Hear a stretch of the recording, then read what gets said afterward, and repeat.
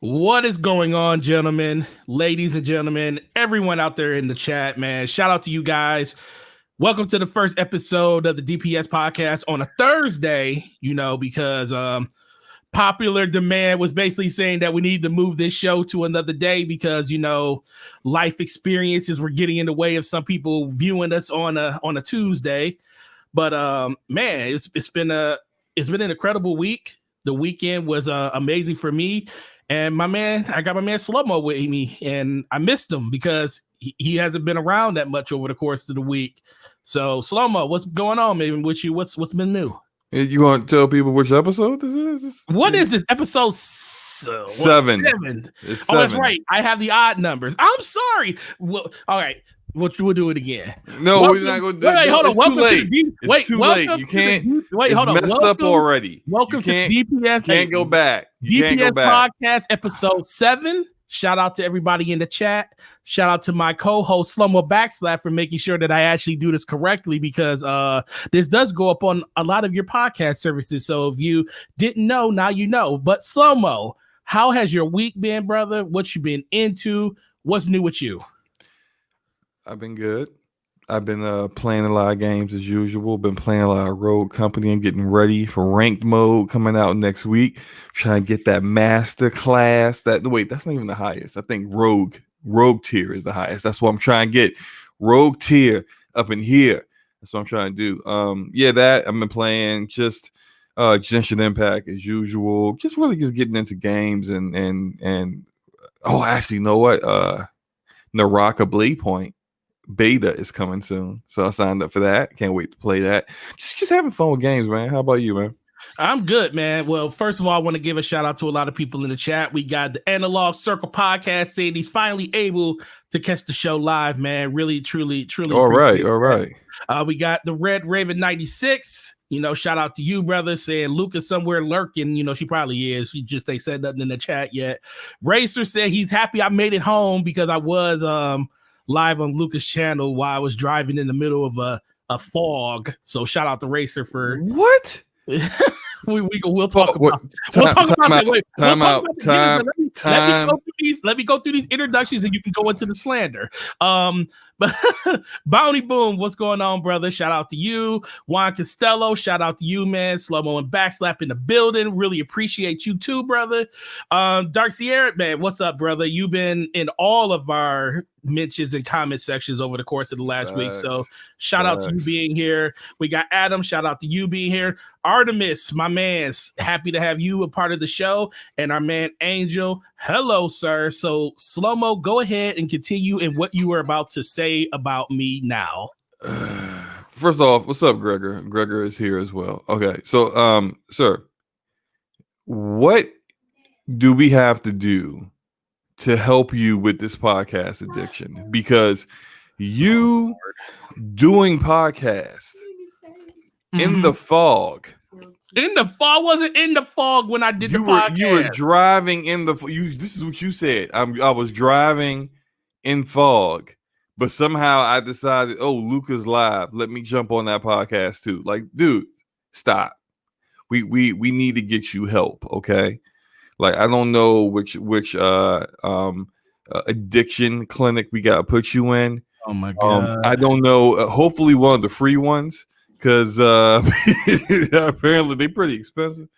And yeah, I love you, bro, but I don't love you enough to spend money on this. So, free clinic, get you in there. Free clinics don't work though. Remember? Well, look, we're gonna try. Okay, I need a little effort from you. You want your family to be relegated to the free service instead of getting them the proper care they need. Well, you look. We're gonna do something. We're gonna take care of you. 4 seasons. If it was you, brother. If it was you, I mean, you got care, round the clock service, man. This is what I'm talking about. Slow-Mo's selfish. He's selfish in every manner. This is true. Man would spend all his money on video games, but won't spend money to help his friend break an addiction. I know what it's like. This is also true as well. Yeah. Shout out to Big Cloud with the $5 super chat. Hit that like button. Forte, get Luca that PS5. Yo, Luca already know that if we get extra PS5, she already gonna be the first person on the list to get one. Wait, hold up. She just got to send me the money to make sure she gets it. Wait, what? You there too, Slow-Mo. Don't. I ain't got to mention your name. You already know you on the list too. Okay, I was making sure. I already knew where this was going. So yes, you want to make sure you on the list too. All I need is Cash App, PayPal. Just send me the money. I'll make sure you get one, brother. As long as I get the points for buying them, that's all I care about. But, shout out to Artemis with the $5 super chat. What's up, fellas? Let's go. Yeah, bro. Yeah. We out here live on a Thursday. I was about to say on a Tuesday, but Tuesday's in the bushes now. But go ahead, Slow-Mo. Continue saying what you were saying. Oh no, look, we already know you got a problem. We tried to help you. There's no help. We're gonna one day find out that you died on the podcast. It's gonna be dead air. You're gonna have the headset on, the microphone is gonna be hanging off the side of your head. It's just complete overdose on podcast. And I'm a pitching on the funeral. I'm gonna buy some flowers for you. I think Luca is probably going to do the eulogy or something. I don't know. We'll figure it out. But look, we've already kind of resigned ourselves to that fact, so it's all good. Shout out to Replicant being here at 2 a.m. in the part of the globe he's in. So, brother, if you don't make it to 4 o'clock your time in this podcast, we still appreciate you coming through. Just catch it on just catch the replay tomorrow, man. Yeah, I don't want you something at the end of the show that's gonna probably be hilarious that Slow-Mo's gonna make me do to him all over again. Wait, what?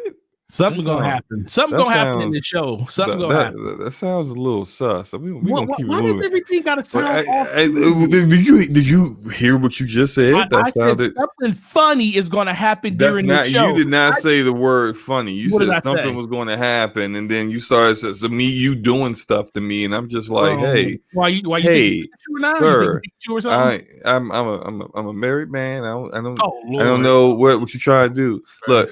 Let's move on. What have you been outside of Destiny? What have you been playing, sir? Destiny. So that's it. Pretty much. I mean, I was finishing out my Reckoner title last week. So after I did that, I kind of just stopped and said I'm not playing anymore. I did run a raid with Cognito and them to help get some stuff, and I played with Taz to help him get some stuff, but let's be for real. I am in a mode right now where I don't even really want to play any freaking games because I'm tired of this generation and I don't want to play anything on the consoles I have anymore. I don't. At this point, I'd rather concentrate on the content that's coming to the channel to make sure that all of these wonderful people that are in the chat are actually getting what they deserve. Great content from us content creators that, actually put a little bit of effort into the videos we make. But, that's what I've been kind of focusing on because I know once these new sounded like shade. It is shade. It's definitely shade. It's not. Who you throwing shade at, man? Let me stop. If you gotta ask, we ain't gonna throw names out, but if you really gotta ask, we ain't gonna say no. Yeah, we're not even gonna do that. But ultimately, I just been really focusing on that because I know once these new systems do come out, it's gonna be a wrap. You might not find me for at least 3-4 days because I'm gonna be head down and playing all these different games. Playing Destiny. No, actually, I made a promise to myself that Destiny will not be the 9th gen like it was the 8th gen. I actually am going to be playing other games. I decided that Assassin's Creed is going to be a game that I am going to play day one. Valhalla. Let me not judge people. Play it day one. I don't understand why Assassin's Creed Valhalla looks worse than Assassin's Creed Odyssey. You think so? Bruh. After seeing that gameplay that they put out? Dude, visually it looks worse than Odyssey. I mean, I don't understand. I don't understand why next gen version Valhalla looks worse than current gen version Odyssey. I don't know what's going on. Setting maybe? No, I mean it's just it's like the character models look dated, the visuals just look everything I've seen from it has just got me kind of just shaking my head like I have zero desire to play this. So I feel you. I mean, but that's I don't know. I told a lot of people that I wasn't willing to play an Assassin's Creed game just because I'd never played one before, and it was like I'm Wait one a of those. minute, you've never played an Assassin's Creed game? I played part one and I didn't like it because I didn't like the repetition that was involved in the game. And I know they changed a lot of it since then. It's nowhere near what that used to be. But I'm one of those people, like, if I can't go back Yeah. to the first one, I don't want to play any of them. I kind of want to start from the beginning, but I refuse to go back and play old Assassin's Creed games just to get to the newer ones. And Yeah, well, you don't have to, that's the thing. like, Ever since the Desmond timeline got kind of snuffed out, back in what was it, 3? yeah, I mean, like, Ever it used to since be, that, you kind of don't have to, I hear.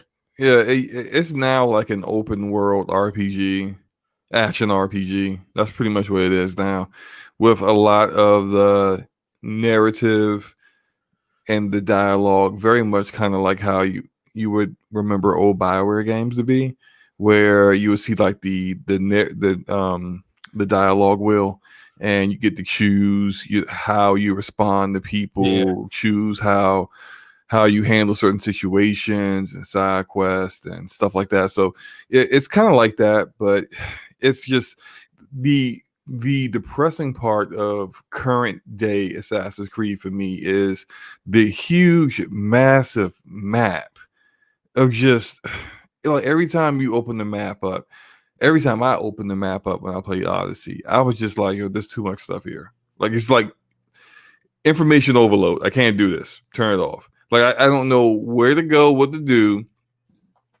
The story, I mean, I followed the story a bit, but it's just like the main campaign really didn't grip me. Like, it really didn't, like, it wasn't all that interesting.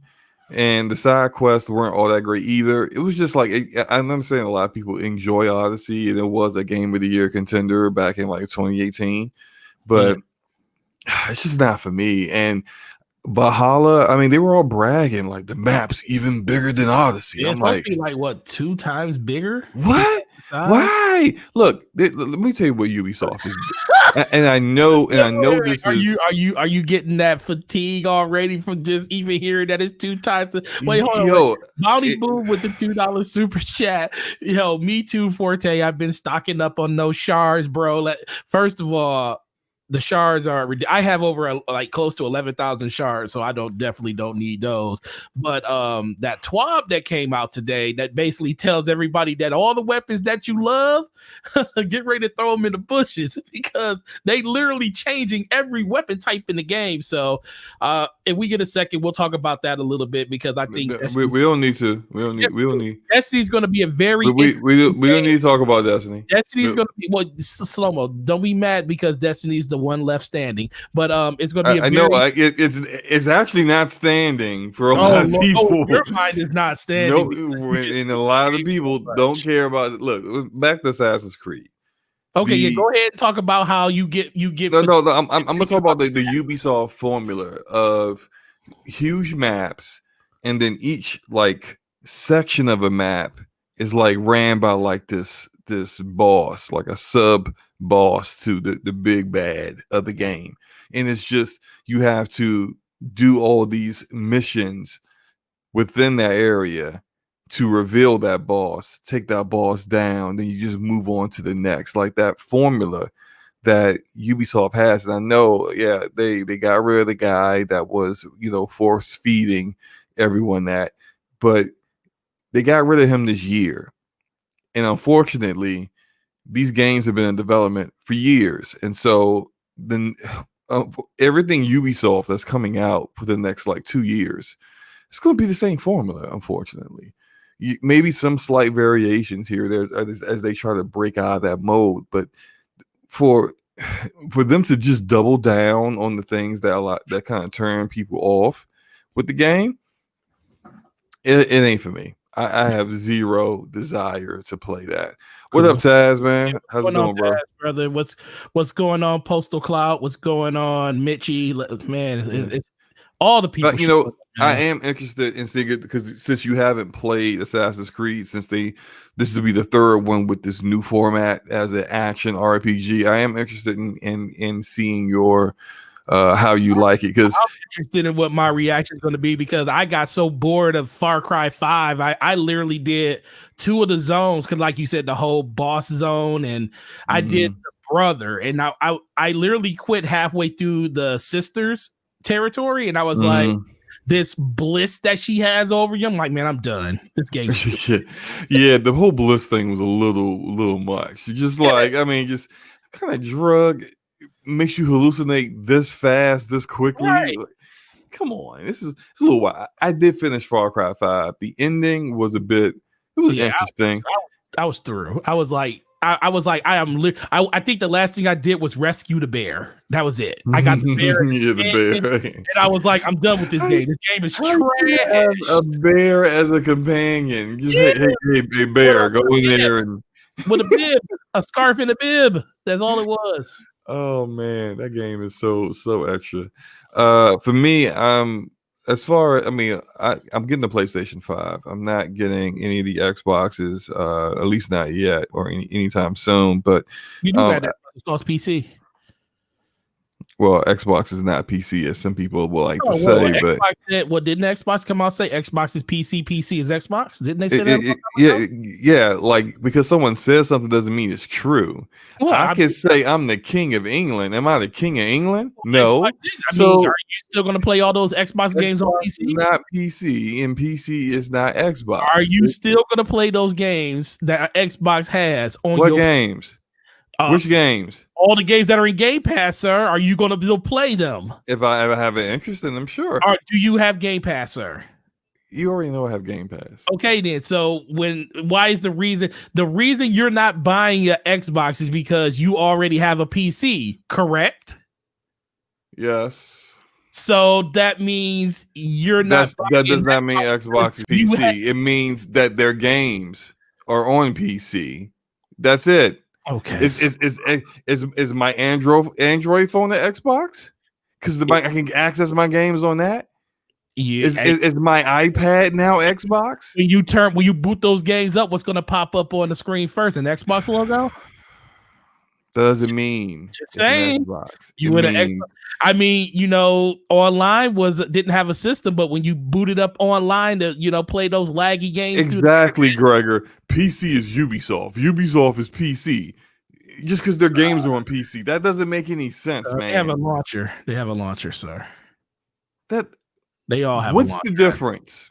What's the difference? PC is the ubiquitous ecosystem where everything is open, sir. So that means that Xbox is not PC. But the reason you're not buying that has nothing to do with what we're talking about. You're not buying an Xbox because you could play the Ubisoft games on PC. You're not buying an Xbox because you have Game Pass and it's on PC.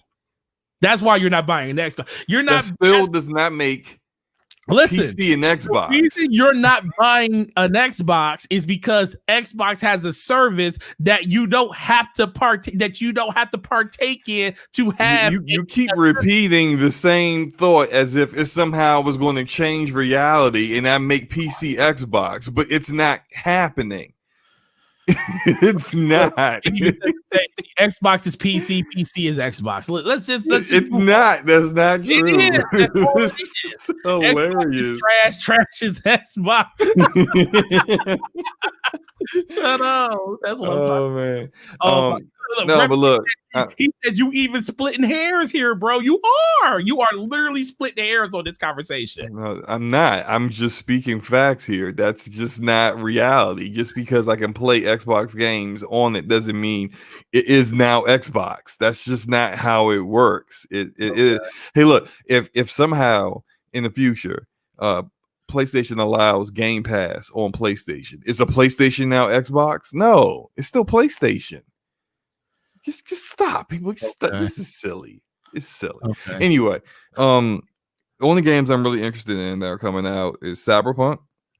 Absolutely. Where you gonna play it at? On PC. Okay. Spider-Man Miles Morales.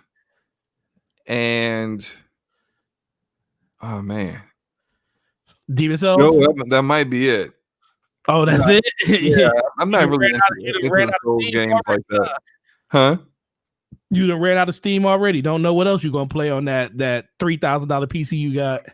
Hey, my PC's not 3K. Is what is more? It's less. Oh, Much less. You know, you add the price of that monitor in there, it is 3K. my $350 monitor, that's 144 I paid 7. I can't. hertz and 1440p. That monitor, that 350. Wilhelm Scream made it to the chat. What's up, bro? Welcome. Thank you for coming through, brother. What's up, Wilhelm? You need to get. Speaking of what, Wilhelm Scream is one of the Destiny content creators. We're trying to like make him come to console because he exclusively plays on PC, and all of his friends are coming to console. So you're Wilhelm, you're fine. Stop cross-play is coming. You don't need to go get an Xbox to play Destiny with your friends for 5 minutes, and then cross-play. He plays more than he plays Destiny more than you ever thought about giving it a chance to play. What does that have to do with? I clearly just said don't go buy a console just for the look. You do what you want with your money. I would just say I think that's a waste of money. I can have a real conversation with a person that hates on Destiny just because he just doesn't like the name Destiny. What? Who's that? You just don't like people saying Destiny around you. Destiny. Did you just have a chill come down your spine when I said Destiny? Did it just more like revulsion? Have a chill or something go through it? Like I had to prevent myself from throwing up. Did you have to like spray like Destiny propellant on you so you don't feel like you get contact or something? Is that what we doing here? Yeah, we have talked about Destiny far too often already in the podcast. That's been 20 minutes long so far. Oh man, this is just the intercourse, you know. What the what? Did I say intercourse? This is just the intercourse. See, look, man, we can't talk, man. Remember, you mess up on words, I do too. No, you mess up on words. This is just the introduction. I asked you, did you really just say that when you mess up on words? I did. I just said this is the intercourse. I meant to say this is the introduction. Oh no! Look, that's going to be on a shirt. For 2020, this is the intercourse. The beginning of the every single episode. Every episode that I host, you're going to get episode. Not every episode you host. Every episode, period. An episode where you have some bangers out there too. You missay something, and it has a completely different meaning than what you meant to say. It happens every single time. So slow-mo. All right, let's get into something. Let's get into a topic. Did you watch that Scorn gameplay? Yes. Please tell me what did you think? Okay, when you told me about it, right? Was last night? Last night you was like, "Yo, this Scorn gameplay looks sick." I'm like, "What? Really? Scorn?" I mean, I thought it was just alien penises, but okay. And then he's like, "Yeah, it's like a first-person shooter. It's wow." I was like, "Okay, let me go check it out, dude." I'm not impressed. Oh God! Look, shout out to Boom, $2 super chat. I'm talking about is Sid and Shards. Well, yeah, I only got 7 of those, sir. So you got me beat. I get that. Like the detail in the environment is ridiculous. It's fire. It's amazing. It is. I've seen very few games that have that much detail in their environment. That said, it is a grotesque looking game. And I was thinking as I was watching it, because this is one of those games that showed up on the Xbox showcase in July, I think. Yeah. And I was like, like people been asking them to like, why isn't my Xbox showing stuff on the Xbox Series X that is going to look like amazing?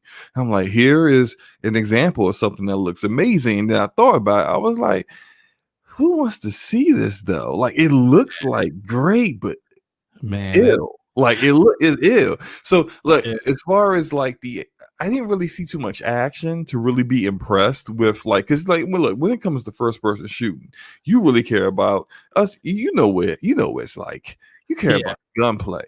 I didn't really see anything from it that really told me in which direction this gunplay is really going to be like. So I'm just kind of like, I mean, okay, yeah. Look, the visual fidelity of it is amazing, but I'm not playing that. I don't know about you. I'm a pass. I'm definitely gonna play it because I'm a huge fan of the Alien franchise and the H.R. Giger. I just like that aesthetic, and the only thing that's throwing me off is there a run button in this game? Because the way, I mean, maybe they were walking around for the atmospheric side of it, and that could be the case that they, forced themselves just to muddle through it as slow as possible to, give you the illusion of like kind of a fear factor. I don't mind if there's no run button in the game. I just think the game probably could be a little bit faster if they did implement that. But I think I was in a party talking to Cognito when I was watching it, and I was like, bro, this, like you said, there's nothing really special about it. But I purposely didn't watch anything when it came to Scorn because I know it's available on PC already. So I didn't want to like kind of muddy my thoughts on it before I got a chance to see what it looks like on the next gen system in case they wanted to change some stuff. And when I first saw it, I was like, yo, bro, the lighting, A1, like A1, the fog effects, the atmosphere in general was pretty incredible. Now, gameplay wise, like you said, nothing truly special, but I can see like it gave me those vibes that I got when I was watching things like the first Alien movie. Like any corner you go around, just bad things can happen. Is it something that's gonna wow everybody? Absolutely not. But for people that are into that aesthetic, bro, the game looked fire. And we finally got a chance to see something that actually looks like it's going to be doing the X some justice when it comes to the gameplay. My only question is, since it really wasn't fast moving, it kind of looked like it was running at 30, but it might have been at 6. Did they actually come out and say what that gameplay is running at? I don't know. 4K, but I don't know if it was 60 frames per second. I don't know what it's running at. I can tell. Look for it real quick. But yeah, but I think overall the game itself, it doesn't come out to next year, so I think that's probably a bigger bummer for a lot of people. Like, the game looks interesting enough for people to want to say, hey, I'm gonna pick this up day one to see what it's like. I mean, it's in Game Pass, so technically you ain't got to do anything, and it's going to be available for people that's in that service. But I think the game looks promising. And it says here, Scorn will also run, and this is coming from Game Rant. Okay. Scorn will also run at 60 frames per second on Xbox Series X, which means that every interaction and movement should be smooth. Okay, it does say that, although it doesn't say specifically 4K. That it will be 4K and 60 frames per second. I'm thinking probably some kind of like dynamic resolution. Yeah, I don't care. Give me 1440p. Right, as long as that 60 frames is locked, that's the bigger priority. People won't even recognize if the resolution dropped from native 4K to 800p or something like that. Like no one notices that kind of stuff. Like, but they will notice if the frame rate dropped from like 60 to 45. Then you're going to notice something. Oh yeah, you'll see that drop. Lucas said it looked disgusting. She's absolutely right. Like the weapon, like dude, it's something about literally the sound effects they use as you would take the like you have this. It's like the weapon has the same barrel or the same handle, but you just interchanged it with different barrels that you find in the world to use. And the weapon also doubles as a key to unlock things and stuff. So just like them removing stuff, it sounded like I was watching cracking bones and flesh being peeled away from skin. It was pretty disgusting, bro. I'm not gonna lie, but it was entertaining because I was like, bro, this is what an Alien game. Can you imagine an Alien game with this type of, production behind it? I mean, Aliens Isolation was probably one of the best Alien games that's ever been made. Even though Colonial Marines should have been that game, and Randy Pitchford wet the bed with that one. Alien Colonial Marines had to die so that Borderlands could be born. It had to die for Borderlands 2 to be as great as it was. And you know what? I've never forgiven him for that, because Aliens is my favorite franchise of all time. And I was looking forward to that game. And guess what, Slobo? I still have that game installed on my PC. And every once in a while, I'll click on it and I'll launch it. And I got did you know that a fan fixed a lot of the issues yes. that were with that game? I have the update. I have all of the fan updates and everything. The game looks and plays incredible. But guess what? Every time I launch that game, I instantly just think in my mind, like, this was a tragedy. This was a tragedy what they did to this game. And I love Borderlands 2. Borderlands 2 was one of my favorite games last generation. But that game literally died. Sega literally gave them money to make Borderlands 2 and not Aliens Colonial Marine. And they couldn't do anything about it, too. I think Randy Pitchford is one shady guy, man. He's able to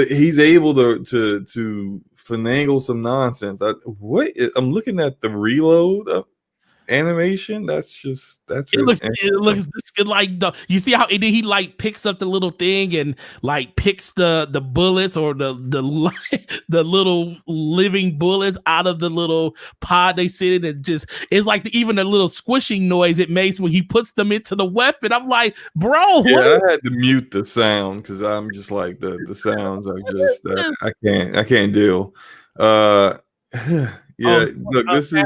He noticed the resolution was under 4K and hurt his eyes.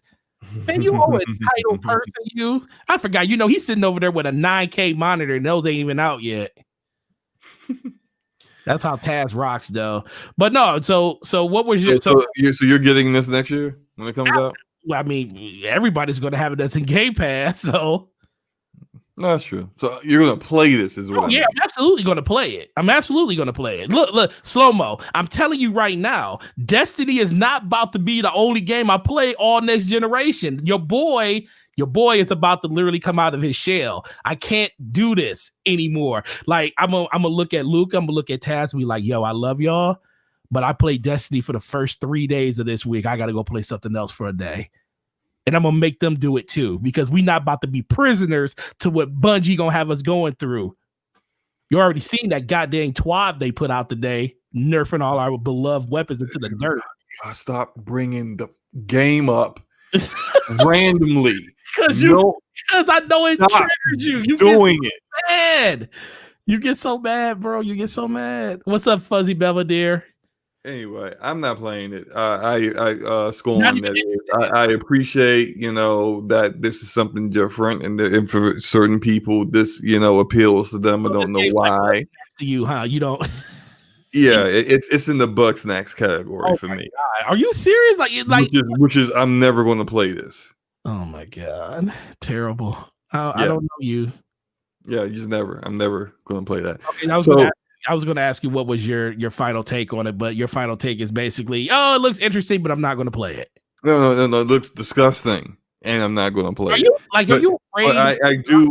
What I do appreciate is the level of detail that's in the environment. I think the visual fidelity looks great. It's going to be 60 frames per second on Series X. Awesome. Never going to play it. It's disgusting. Whoa. And yeah. Whoa. Okay. Yeah. Right. I got Gregor in a tree. Okay, so first of all, Gregor likes to slander me a lot. And that's fine. But you know what? I'm going to have to take issue with this one. Forte is trash in PvP, but it's against weapon balance. First of all, your boy isn't trash in PvP at all. Very far away from it. And I love weapon balance. I love it to death. I just hate when I read a TWAB and I notice that everything that we worked hard for is disappearing in the blink of an eye. I knew it was coming. But guess what? It still doesn't make it no better when it does happen. But guess what? It happens because the game needs it to happen. And unfortunately, that's the game we signed up for. But it still doesn't mean I'm not going to talk shit about it, because I am. All right, continue, Slow-Mo. Are you done with this Destiny talk? No, I'm probably not, because someone else is going to say something. You don't have to respond. You know that, right? My fire team is tripping. Go ahead. You see all these people that play Destiny in the chat? We got people saying they are just egging this on.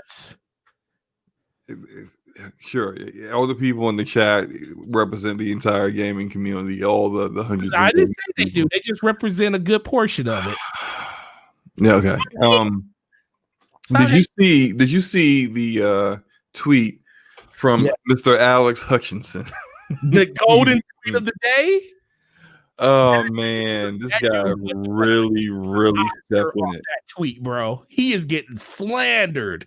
Yo, he really stepped in it, and I have to say I love it. This is hilarious. The slander he has been getting, the slander, and you know what? And I bet Stadia executives were like, "Hey, we're trending." We're trending. It's finally happening. And they realized what they were trending for, and it was like, oh no. Not Tweet this. that tweet, slow mo on your thing. So what? Did you retweet that tweet? Which one? The one Oh, that, I see it right. Oh, yeah, you did retweet it. It's right here. I see it. well, I mean, I have it up right now. I'm looking at it right here. So this dude Alex Hutchinson, who let me talk about this guy's background real quick. So Alex Hutchinson was a creative director for Ubisoft back in like I guess like 2012ish, 2010, somewhere in that time period. He has been the director over some of the worst games in Ubisoft's best IP.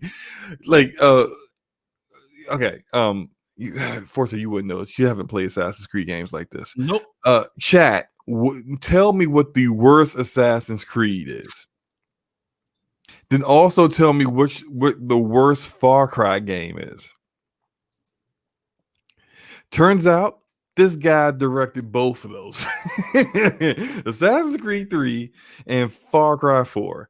Like, yeah, like, wow, like this guy is really bad at then he had the awesome, I gotta find it, the awesome bad take back in 2012 where where is it? The guy said that here's a tweet here. Just think about how many Japanese games are released where their stories are literally gibberish. Literally gibberish. There's no way you could write it with a straight face. And the journalists say, oh, it is brilliant. This guy thinks that Japanese developers get a free pass in the gaming community. That like people really weren't going in on Kojima. Look, let me not say that because this was back in 2012 when he said this foolishness. But like people haven't been laughing at Kingdom Hearts' story. Like people like there is no free passes. Just don't be mad because people think your game is doo-doo. The games that you've developed have been trash. So all this is, in this guy's history. And you would think after saying some very subtly racist comments against Japanese people and developing some of the worst games in the biggest franchises in gaming, that he would be out here flipping burgers or something, right? No, this guy fails upward. He failed up into a executive position for Google freaking Stadia. I mean, wow. I wish I could feel this way. The way this guy's going, and with the way the week that he's had 2 years from now, this guy's probably going to be running be the CEO of Activision or something.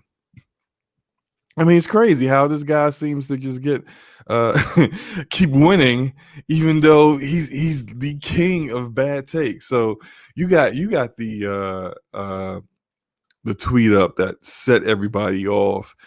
He said streamers worried about getting their content pulled because they use music they didn't pay for should be more worried by the fact that they're streaming games they didn't pay for as well. It's all gone as soon as publishers decide to enforce it. First off, let me just acknowledge the subtle threat in that last sentence there. It's all gone as soon as publishers decide to enforce it. Like you're like holding this guillotine over the head of streamers, like, hey, it's coming. The big bad's coming to take your content away. It's just like, what are you doing? It kind of just shows where this guy's ulterior motive was when he wrote this. But then the fact that he has no idea what's going on in the gaming landscape is just really interesting to me. How do you not know that the majority of streamers, over 90% of streamers, don't have, like, they aren't getting free keys from developers and publishers? They're paying for the games ahead of time. They're paying for the games that they are streaming. They already paid the developer / publisher, so now they can go on and stream the game. He goes on and says the real truth is streamers should be paying the developers and publishers of the game they stream. They should be buying a license like any real business and paying for the content they use. Oh my gosh, this guy is... It makes your head hurt, doesn't it? It's so out of touch with what's going on, like completely out of touch in gaming. And no surprise, this idiot is working for Google Stadia, the one platform that is completely out of touch with what gamers want. And it's literally for every game in the service that you don't own. What? What do you thought? What did you expect? Like I wish I could be a fly on the wall when they pitch their really ridiculous, stupid ideas for Google Stadia. It's just like where is anyone in here have half a brain? Just what are y'all doing?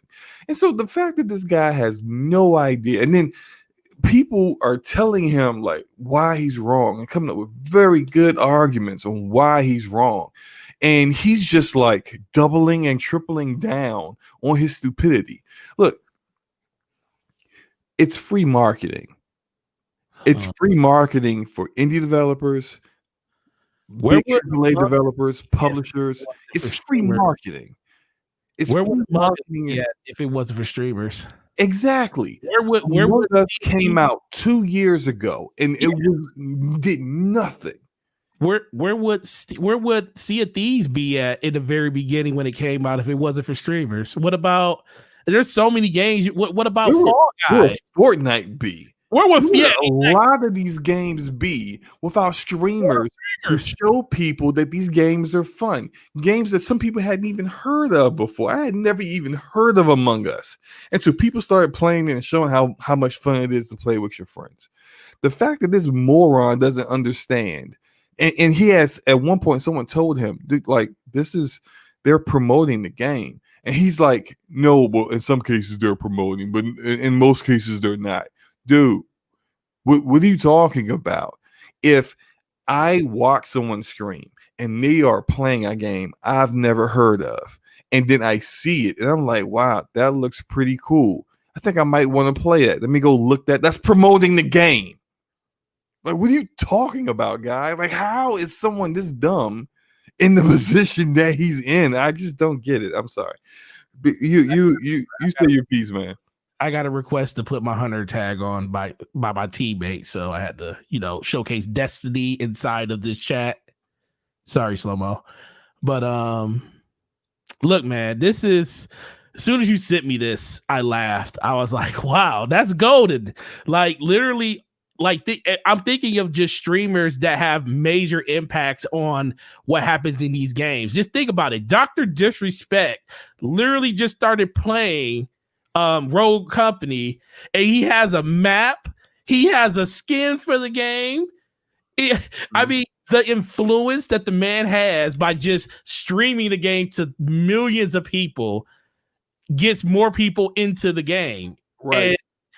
And that is, you can't buy that type of publicity for your game. Can't buy that type of advertisement and marketing. Why do you think Xbox literally sent all of these influencers Xboxes to their house? Because guess what? They have huge followings that literally hang on every word they say. Now we can basically have a conversation to say, is that a good thing? Why people probably should still make decisions based on their own experiences and not on what other people say and do. That's a completely different conversation. But ultimately, if you watch somebody play a game and you're like, dude, this looks fun. Shout out to Jack Moo Johnny with over 9,000 people watching him play Among Us because his Discord is terrible. Just shout out people like that would never have a chance to shine if it wasn't for the ability to go out and showcase these intellectual properties that these developers want you to have. And trust me, they want their games to be shown out there, because the more people that sees their game, the more people that want to get into their games, the more money people spend on microtransactions. You think Genshin Impact is mad at MTash for like literally streaming and making content on their videos, and he's making hundreds and hundreds of thousands of dollars in a month? You think they're mad at that? No, because guess what? He's getting people to go out there and spend thousands of dollars on this game, or at least getting them into the ecosystem and want to enjoy the game. So when I see something like streamers should be worried that their content's going to get pulled and shouldn't be worried about music, should be worried about the games.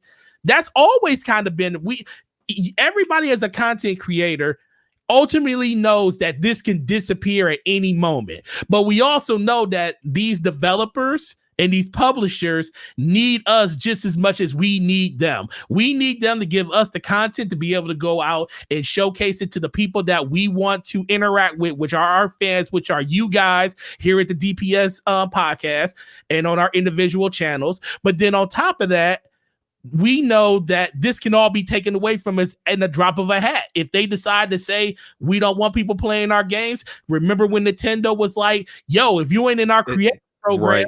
And that's exactly why it won't happen. Because remember what happened to Nintendo. Yep, even Nintendo was on board for that. Yeah. Drug through the dirt for that. And they completely flipped it on the script. Was like, yo, anybody can stream and play our games now. You can put them in videos, because they were losing so much mind share because people weren't able to showcase their games on YouTube or on Twitch, because they were getting DMC takedowns and stuff like that. So that's why you will not see this happen on a large scale. Maybe every once in a while, some developer might get brazen and say, yo, we don't want these people playing our game. And guess what? Maybe they might blackball certain people because they don't like you as a person or something like that. That does happen in the industry. But when it comes to like this mass exodus, or where they think that developers and publishers are going to do this, my man, look, he worked for Google. And he ain't doing Google no what's names right now, because Google and YouTube is their biggest platform, and that's 90% of the stuff that happens on this platform is people sharing content that don't belong to them. Look, it's never going to be a case where a developer goes, you're streaming our product, we're going to we're going to pull your content down, or we're going to snatch all the revenue from it. Right. Nintendo tried it. Nintendo did it for a while, got a lot of flack for it. They reversed course. When Nintendo changes their mind, it's a wrap. It's not going to be your problem any further. I just want to shout out some comments that this guy got that I thought was just hilarious. One's from Jason Schreier, who responded to another one of his tweets once Alex was getting ratioed to hell, and he goes, amazing to me that people are upset at someone saying that the creators of content should be allowed to make some of the money from other people using their content for profit. Jason Schreier replied, I don't know, maybe you're getting flat because you're picking this particular battle in a world where C-suite executives make $30 million a year and devs don't get royalties, so they never see any of that streaming money in the first place. Mm-hmm. Great point, considering all, if they actually did do this, Alex's idiotic suggestion is only making the top tier executives richer. It's not doing anything for the developers of the games. Another tweet that I thought was just classic shade is this guy said, you forgot this guy works on Stadia. These guys don't know what revenue is because they've never seen it. It's just like the guy, he got ripped today, and he deserved it. It was one of those rare moments where the entire gaming community, which is always but sniping at one another and disagreeing with one another, and there's console wars everywhere, all got together to slander this one man. And so it's just good to see us all united and curb stomping an individual and laughing at Google Stadia, a failed product, a failed platform that Google is just trying to keep on life support, but we all know what's going to happen. Eventually, you're going to have to pull the plug because it's not going to work. It's just it's just a funny day with this stuff. Yo, yeah. Shout out to the 50 people that's here watching the show. Really appreciate you guys coming through. Our first episode on a Thursday would be the day that two people decide to yell at each other in a debate style format that no one really cares about. But you're probably having more fun here. I'm probably not going to watch it. I'll catch the replay later, maybe. But I don't know, man. I heard they were. Well, they're supposed to change the format. Yeah, so they could, because Trump just in the. I just want to see if he's still trying to yell when his mic is turned off. He probably is. Like he can't allow himself to be cut off. Like what? I'm what? Who's this? Why'd you do that? Oh man, he's such a. Okay. Yeah. What else we got, man? All right, so let's get let's talk about this Phil Spencer thing. We're not going to spend that much time because it's been beaten to death over the course of the last week by a whole bunch of different shows, even ourselves on different ones. But we didn't get a chance to talk about it because it happened like right after our show last week.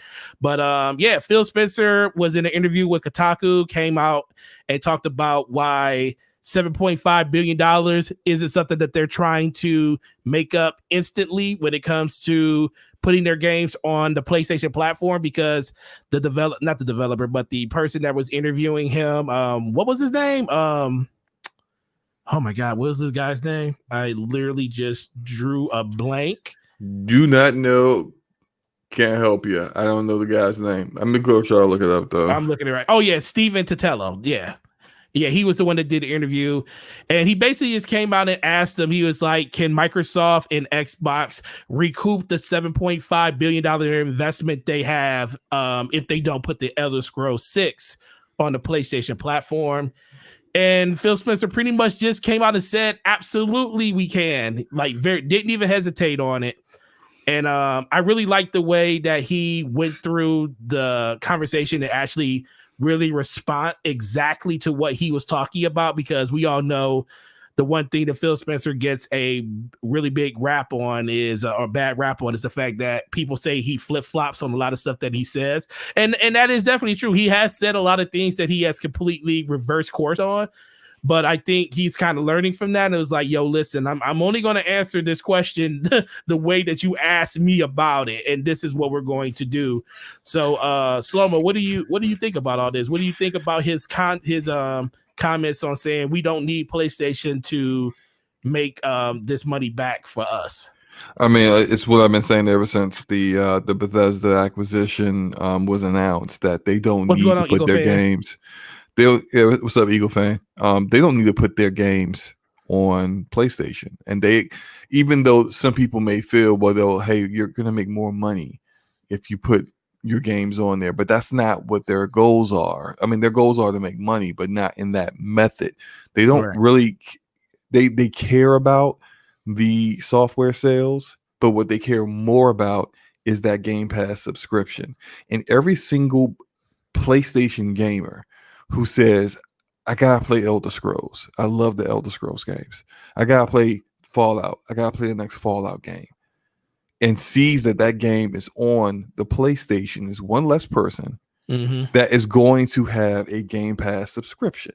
And so if that is the root, the foundation of all of your business now, this subscription, you made the acquisition to grow this subscription. You wanted to have a AAA game drop every quarter.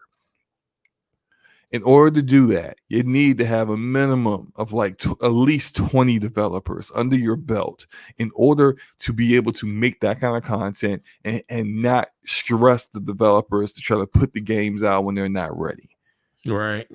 You acquired ZeniMax Media, which gave you 8 additional developers to your 15. Now you got 23, and you're still looking for more. This is not about selling individual games on platforms. This is about selling a subscription, because what they hope that you do is that there's so much content coming out that you never unsub. Yeah. That you always feel like there's something around the corner coming that I'm going to play, or there's something already in there that I'm going to play after I'm done playing this other game that's in there. That's what they want.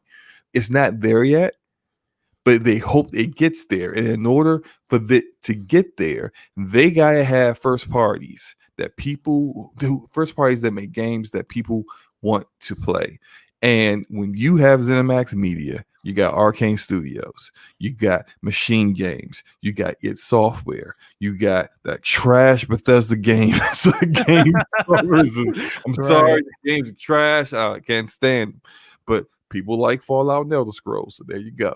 You got Starfield coming out. You got Deathloop around the corner. And you know what they could do? You know what they could do with Deathloop and Ghostwire Tokyo?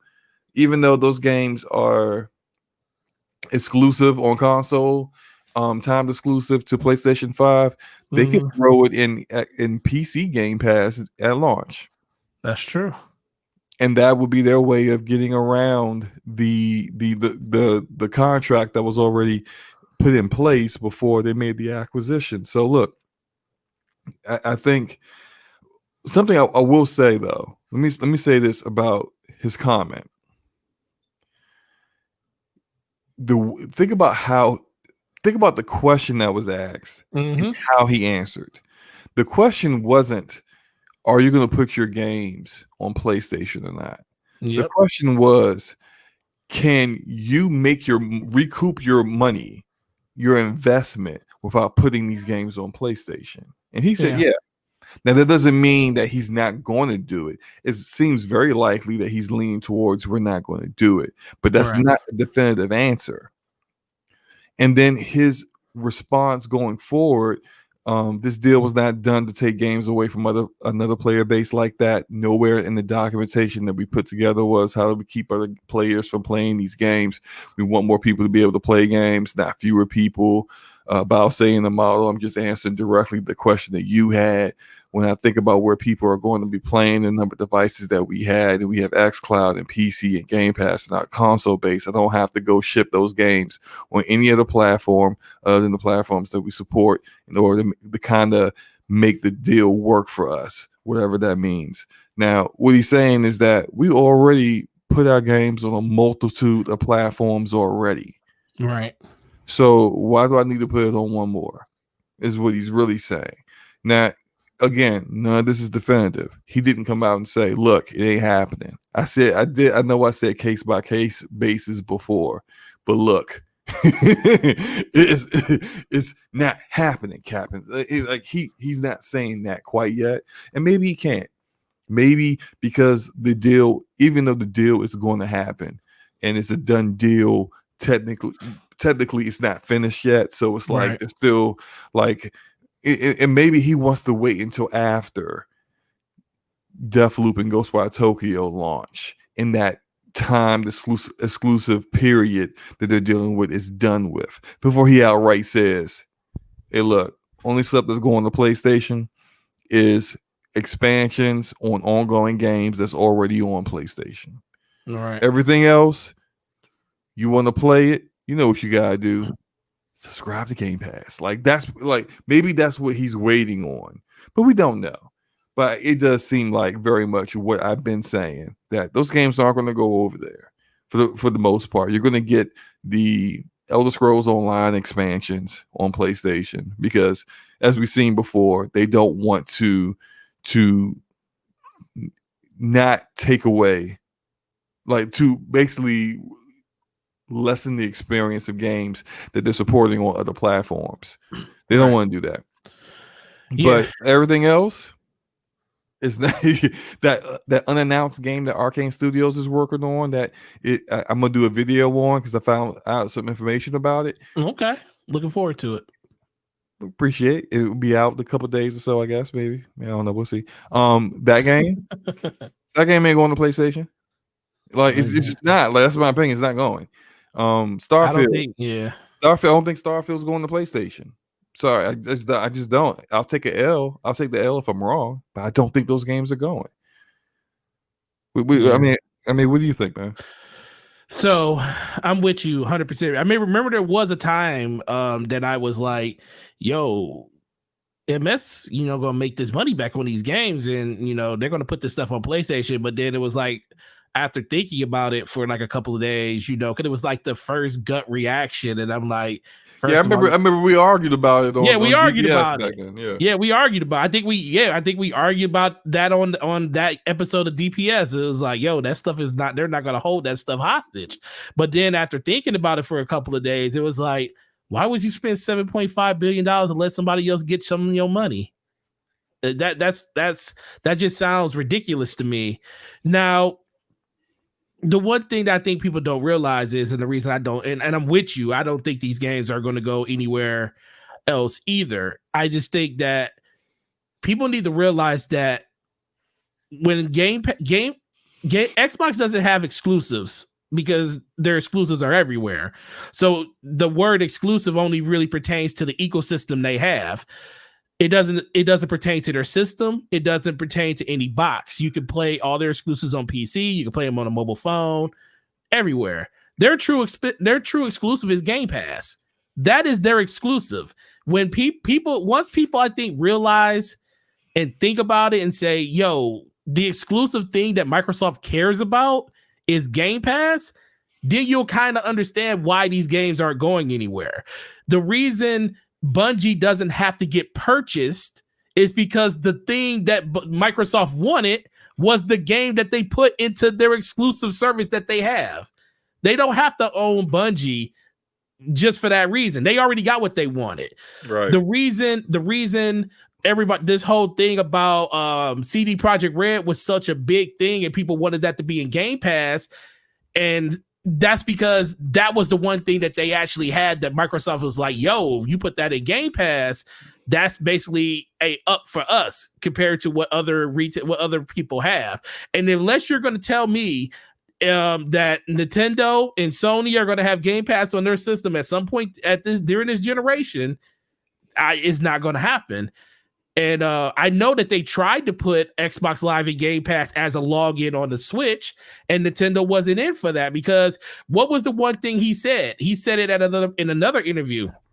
He said, when I look at when we put these games on other systems or other platforms, I think about the experience. He thinks about the Xbox experience. Like, do you have a login for Xbox Live? Do you have the ability to still earn achievements and be able to talk with your friends socially on those platforms through party chat? These are all things that he wants you to be able to do in the ecosystems that he has when he comes to putting these games on those other systems. Now, some people are going to say, well, he put Ori and all these other games on different platforms and stuff. But the thing people don't realize is Xbox didn't publish Ori to be on the Switch. That was published by Take-Two. Now Minecraft is just like grandfathered in everywhere it is. Microsoft actually does publish that game everywhere, but that's the one game that literally is just published and they're like, yo, this game is just going to be everywhere. And plus when they made that deal, when they acquired Minecraft and they made a deal to make sure it stayed on everywhere, there was no such thing as Game Pass. There was no such thing as Game Pass. And remember, and that's another thing people don't think about too. Sony has to want this to happen on their platform. Sony was so against Xbox having a login for Minecraft because that is the only way Microsoft was going to allow, or Xbox was going to allow Minecraft to get that play together update. That, that was the only way they were going to get it. They literally went almost a calendar year before Xbox finally got an update for that game to allow them to use Xbox Live logins for that game on PlayStation. That's the only game that they're doing that for. And that's because Minecraft is such a behemoth. Only certain games can make Sony move off that square. We saw Fortnite do it. Minecraft is like the most sold game of any platform for the most part, almost. So that's why I think people got to just realize that if it's not in Game Pass, if Game Pass is not a part of your ecosystem, these games ain't coming to your platform. Now, I 1000% agree. Those games aren't going. If the only way they will want their games on PlayStation is if it was through Game Pass, and Sony's never going to allow Game Pass on their platform.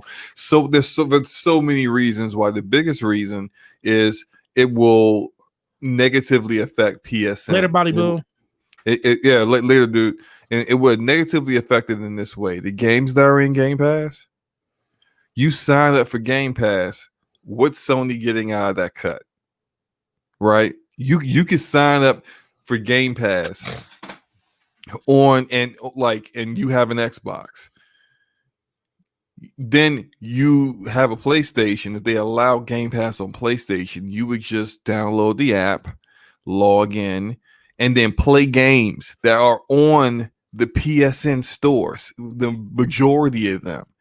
And instead of actually spending the money through some method of like PS Now or just straight up buying the game through PlayStation Network Store, you're playing those games on their platform without them getting any cut of anything. There's just no way that's ever going to work.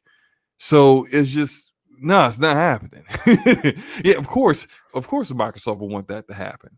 That's even more people who would potentially get Game Pass. Yeah, I agree. So yeah, it's just I just think happen. At a certain point, Microsoft is willing to.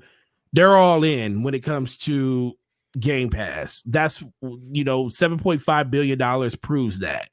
They didn't make this deal to take like you said, they didn't make this deal to take games away from people. They made this deal to make Game Pass the most robust service you can actually be into.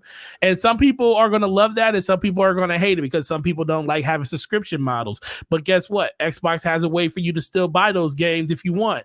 Game Pass can make it cheaper for you. You can still buy them in a service. You can still buy them natively on your system or through digital means or at stores. And if you want to play on PC and just own them like a lot of people do, they go on Steam and they just buy the game. So there is multiple ways for you to still play these games, but Game Pass is going to be the ultimate vehicle for people that aren't in the Xbox ecosystem day one. If you are on PlayStation, and this is the thing I think is going to happen. It's not going to happen anytime soon because there's still a lot of games to be shown and they have a lot of work still to do when it comes to the first party front. We know the games are coming, but we still have to wait for them to come. Now, the question is going to be, what's going to happen in year 4 or year 3 and year 4 when we start seeing a lot of these first party titles hit Game Pass and a lot of these games that normally would be on PlayStation 5 not come to PlayStation 5 because they don't have Game Pass? Are you going to be a person that's going to sit on the sideline and say, well, I don't want to play those games anyways, especially if you were a fan of those games in the beginning? Or are you going to be like, yo, I still got my PlayStation. I don't have a PC and I'm not a PC gamer. I'm about to go out there and get that Xbox Series S to play the games on that. Or you might want to have the higher fidelity and go out and buy the X2. I think the play for Xbox is play where you want to play. Play on the X if you want to play on the X. Play on the S if you want to. Play on a mobile phone that mostly all of us got. And it is also coming to Apple next year through the browser. So even that's going to be covered. I just think they're going to be trying to find a way to get you back into the ecosystem, because that's the one thing I've been saying this entire last generation. Xbox did not give PlayStation fans a reason to get a Xbox this year. Once they bought their PlayStation, all of the games they wanted were all available on that system. Even the exclusive stuff like Destiny's exclusives, Call of Duty's exclusives, NBA, Grand Theft Auto, all those exclusives were available to them day one on their PlayStation. So they had no reason to go outside of that ecosystem unless their friends were on another place where they wanted to play with them. This time, these games will make a difference for them. And if they feel like they want to play these games enough, they're either going to A, have a PC to do it, or B, they're going to go out and buy one of these cheaper consoles, either the S, or they might shell out for the X, and they're going to be a 2-console household again. Because I think that's more of where we're going to see this generation go. More people are going to have both systems like they had during the 360 and PS3 days than they had last generation. And that's just a win for Xbox at that point. But Xbox has to nail the games. If they nail the games, the people are going to come no matter what. And whatever Phil Spencer says, people keep saying, well, I'm not buying an Xbox. Let those games come out and be fire. All y'all going to have receipts pulled on y'all because I guarantee you're going to go out and buy that system. Very true. People will talk that talk until they see something that they really want to play. See it. And that they may even be online still talking that talk, but at home they playing it. They probably playing it in the bushes. Yeah, exactly. So no, and I mean that's not even capping or anything. That's just we're just fans of games and stuff here. That's just how we roll. And I'm a realist. I really truly believe Xbox has a winning formula when it comes to this service. They prove that they're in gaming now. That was the one problem that a lot of Xbox fans had with Xbox. We felt like they were giving up and come to hear from all the different interviews and stuff. And just people that know people from behind the scenes talking like Xbox, like Satya Nadella asking like, why are we in gaming? Xbox was in trouble. It was like on the back burner. And, Phil Spencer came up with an idea, probably not an idea, just the fact that services was going to be a huge part of it. And if you remember, 2015 is when everything started changing. Play Anywhere became a thing, and cross-play, cross-buy, all that stuff became a thing. And then all of a sudden, Game Pass became a reality. Then what happened? 2 years later, a bunch of studios got purchased. And then what happened last year or this year? A whole bunch more studios got promoted. So it's going to be real. More. And that's the thing. It's going to be more. Real quick. Since we brought that up, who do you think they're going to acquire next? I don't know, man. See, it really clouds your judgment when someone goes out and spends that much money on a studio because it could really be anybody. Because it could be anybody. I mean, it's like you would think like Rockstar and 2K, they're worth $30 billion, but Microsoft can go out and spend $30 billion at the blink of an eye, and it don't matter. So I would. It's okay. So do I think they would go after something like Rockstar? No, because they'd be asking for $30 billion because their market cap is like 19 to 21. So they'll be asking for a lot of money. Somebody like Sega, I don't see the benefits of them having all of Sega. The only thing I want from them for Sega is I want Atlas. If you can get, because that they already have the RPG Western market locked up. All Western RPGs, for the most part, are all owned by Microsoft Game Studios now, or Xbox Game Studios. The only thing they're missing is the JRPG side of it. And most of those games, with the exception of like Final Fantasy and Dragon Quest and stuff like that, all of them are owned by Atlas. Atlas has all of them. They have the majority of the stuff. I think what's more likely to happen is that they'll cut a deal. And this will be smarter on their part. I mean, not that they need to save money, but I mean, right, exactly. Like, why spend money that you don't need to spend? All the legal hoops they have to jump through in Japan in order to acquire a studio, in addition to then probably having to overspend being a non-Japanese company acquiring a Japanese company. Why do all that? Just make a deal. Robust and well worth it contract to have all their games go to Game Pass. There you go. Yeah. Like it may maybe not day one, but I mean, with the way they kind of spend the money, they could probably make it worth Atlas's while, Sega's while to make those games day one. They could definitely do that. So it's just, it's not necessary to acquire. own them, yeah. And that's a whole nother thing. But they have been talking so much about getting a first party studio, and when they said that, I don't think they meant Tango GameWorks, which is under Bethesda, ZeniMax Media, which is now under Microsoft, which means they do now own a. They Japanese actually own studio. a building in Japan now. But I don't think that's what they were talking about. I think that they are going to eventually acquire, a Japanese developer. Not quite sure who it might be. It might be a Bandai Namco or something like that. Right. You know, it might be someone that is prominent, but not someone that you actually really think of as like the biggest and best like developer / publishers in Japan. Well, they got some of the best fighting games out there if you think about how the Dragon Ball games have been doing this generation and stuff like that.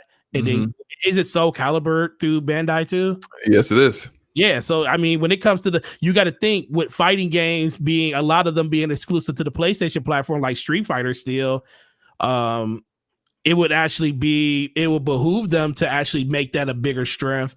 I just think at a certain point, it just comes down to what fits for them inside of their ecosystem. I mean, anything will fit. It just comes down to who is willing to make the sacrifice to say, yo, we want to be a part of this service because we know more people are going to see our games than not see them if we try to just sell them off by themselves. So it's going to be a lot of moving parts there. I see a couple people, you know, they're in the chat talking about, well, why are they talking to Gabe? And, you know, and the whole Gabe Newell thing and this whole moving to, where is he is he in New Zealand, right? Or is he in Australia? I have no idea where Gabe is. I think he's in New Zealand. I think he's literally trying to take up residence there. The man has been there ever since Corona hit. He was like, I refuse to come home. He's not. He said, I'm just going to live here now. It actually is New Zealand because of the whole stuff that's going on with PlayStation does have Guilty Gear. I forgot about that. But I do think that with them having that event that is being showcased on the 9th for the day before, it's like 6 a.m. for people that's over there in New Zealand. That's going to be pretty interesting. But who knows really how that's going to play itself out. I think the next thing we hear from them won't be a publisher, because those acquiring a publisher takes a really long time. Like this ZeniMax deal took 2 years. And then if you go back 2 years, everybody was like, "That ain't gonna never happen." All right, but look, you go back 2 years.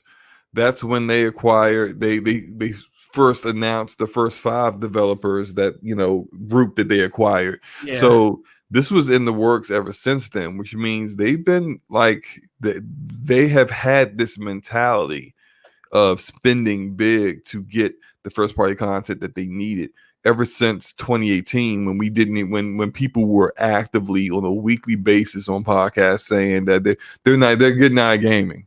They're not invested in this. And this is what they did. So it's like they definitely have ever since they decided to bolster their first party. This was always the mindset.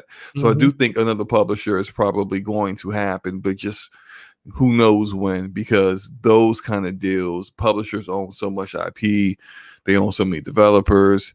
It takes longer. So I think the very next one that we would hear about will probably be another independent developer, and I'm thinking it's probably going to be a Asobo.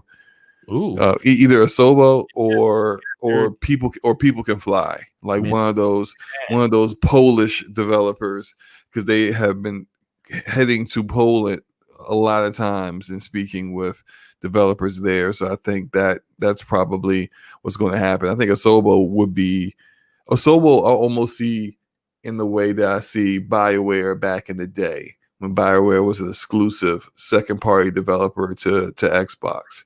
They let that go.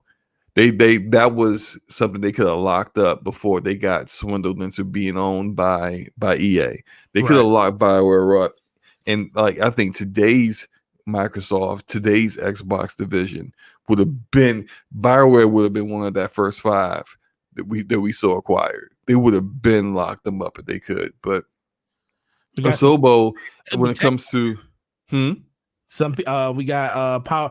We got Power Man 4K saying it could be Techland it could or be. But look. I and don't think it's tech. This is why I'm a when I say my reasons why I think it is Asobo, I'm going to tell you why it's not Techland.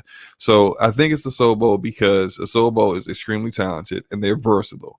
They did a game like A Plague's Tale: Innocence, which is a very very strong, great story, just a very very good game. It was beautiful, and then they completely switch gears and they're able to do something like Microsoft Flight Simulator, which they already have a 10-year contract with Asobo on for supporting that. So when you already have that kind of business relationship going and you see the versatility that they have, most developers like that, they become bigger and hotter commodities in the gaming industry when people know that you're capable of being that versatile and still have a high level of quality. So I think they're going to probably lock Asobo up before Asobo ends up being scooped up by one of their competitors like Google / Amazon / Sony, whatever. Now, why I don't think it's Techland is that I recall reading an article that was discussing I can't remember this guy's name, but he's Chris Avallone. That's it. Chris Avallone, who's been having a lot of issues, personal and professional, in the past 2 or 3 years. But Chris Avallone was working with Techland on Dying Light 2. And then it came out all of this mismanagement and internal issues. And like Dying Light 2, no one knows what's going on with that game. That game doesn't have even a release year yet right now. No one knows it. I'm half a mind to say that game might even get canceled by the way things are going. That's where I'm at. I don't. At a certain point, I'm like, is this game even real anymore? Right. So it's just like it's been so much going on with that and so much internal strife going on there that that's not the kind of developer that they have been targeting. They've been targeting veteran developers that have a solid internal structure where they don't have to micromanage it and they don't have to worry about fixing a bunch of internal issues. Now, 343 is a studio they created. And so they kind of like let Bonnie Ross do her thing. So I know like some people immediately was like, well, what about 343? Well, that's why. Now, they already own 343. But as far as the studios that they're looking for, think about all the studios they've acquired. Yeah. They've acquired studios, even some of the newer studios that barely have a portfolio. Compulsion, Undead Labs, the bulk of those developers at those studios come from veteran studios. The guy who runs Compulsion, he was one of the main guys at Arcane. So it's just like they went after people that they knew that they could acquire, and they didn't have to worry about a lot of stuff with them. Cut the check, get the games in your ecosystem. Ninja Theory, Obsidian, Double Fine. These guys could run Xbox division, by the way, like by with their wealth of knowledge and experience in this gaming industry. They don't need to be micromanaged. When you see Techland and you see all these issues going on there, I really like back when they first started doing all this acquiring, I was like, yo, please acquire Telltale Games. Acquire them before they go under. And they didn't. Yeah. And then after Telltale Games went under, all of this drama comes out. All of these issues that were going on internally. And then it made sense. Who have they acquired? Studios that have great structure going on, and all they needed was the cash flow to make it work. Even with ZeniMax Media, they already came out and said that we're as business as usual for us. We're not going to change what we're doing. We're still publishing our games. So although there's some oversight from Microsoft, which is pretty much you put your games here and and that's about it, really. But they don't have to micromanage that. They don't want to have to keep, every other month showing up to the studio to deal with the fact that the creative director isn't listening to the devs, and they're fighting over what engine to use, and there's sexual harassment going on everywhere. They don't want to deal with any of that nonsense. Right. So they don't go after those developers, no matter how talented they are. Poland is actually a hotbed of really, really talented developers, independent developers. So yeah, they show up there for, and maybe they've talked with Techland, but I really kind of feel like it's probably one of the very many other Polish developers that they're really good. Yeah, look, man, Soba would be my pick all day, every day, because I love Flight Sim. It's one of the most beautiful games ever. It's literally it's going to be this generation's Crisis. Because that's the game that everybody runs to on PC. Say, oh, but can it run Flight Sim? Because Flight Sim is very demanding. And I just love, like, they put out the North America trailer today. Like, bro, like the music that first of all, let's be, if people don't realize how much music makes a trailer. The music they use in that trailer is like so soothing and calming. It is like this godlike stuff when you're flying through these cities. And I'm like, bro, Asoba knows what they're doing, man. They crafted a like Plague's Tale, bro. Such an underrated great game that a lot of people didn't try. And it's still in Game Pass, I believe. So yeah, man, I think that would definitely be the go-to, but ultimately, it just really comes down to Game Pass is going to be in a great place in the next 3 to 4 years. It really just comes down to, are you going to be in a situation where you're going to have something that already can take advantage of Game Pass, or are you going to have to go out and buy something to take advantage of Game Pass? So, because I think at a certain point, Game Pass is going to be that, it's going to be that thing that everybody's going to want to have. And like I said, I preface that coming down to the fact that I believe Xbox is going to give us, they're going to give us something this generation that people are going to clamor for it. And I think that's going to be a fun day when it finally happens, because it's kind of going to be, what took you so long moment. And, I'm just honestly excited for that day to come. Not just because I'm an Xbox fan, just because I'm a fan of gaming. And I want people to finally leave Microsoft alone and say, yo, they actually did something right, So that's how I feel about it.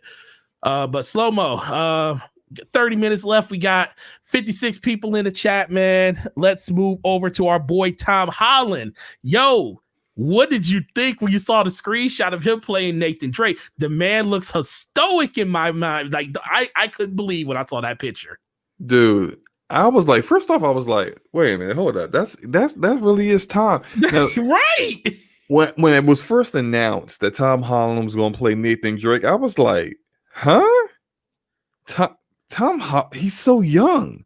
And I was like, is he just going to play like a young version and it's like an older version or something? And I was just like, no, he's Nathan Drake. I'm like, okay, I guess. But then like, so I watched Tom Holland in a Netflix movie earlier this year. Actually a few weeks ago. What was that? I think I see. Let me go get the title of it, because I was talking about it in the Brap DM. The Devil All the Time, and it's I would definitely recommend it. It's a really good film. It also stars Robert Pattinson in it. Also stars the actor that plays the Winter Soldier in the Marvel movies. I can't remember his name, but he's in it too. It's got really a great cast. It was very, very well done, well acted. And Tom Holland is the main character. He definitely kills the role. And it's a very, very different role than playing a young teenage Peter Parker. And so I remember seeing that and I remember watching that movie, and in the middle of the movie, and some of these scenes that are like really difficult to act and very, very different than what he's done in the MCU. I remember thinking to myself, yeah, he can do Nathan Drake. And so when I see this picture, I'm like, yep, Yep. He's going to kill this role. Kill this role, bro. He's going to kill. Now, I don't know how good the movie's going to be because, video game movies are very... It's only been one iffy. True video game movie that I've been really, like, from beginning to end was impressed with, and that was the Sonic movie up to this point. Yeah, Sonic the Hedgehog was the best one. The best one, hands down, and nothing even close. Right. So they definitely got their work cut out for them, but I think if the movie fails, it's not going to be because of time. It's going to be something else. It's going to be the script, or the budget wasn't good enough, or it didn't, script, not following the timeline, the Uncharted timeline well enough, But I think he's definitely going to nail it. I think he's going to be, and I think a lot of MCU fans are going to be shocked. Nathan Drake's a serial killer.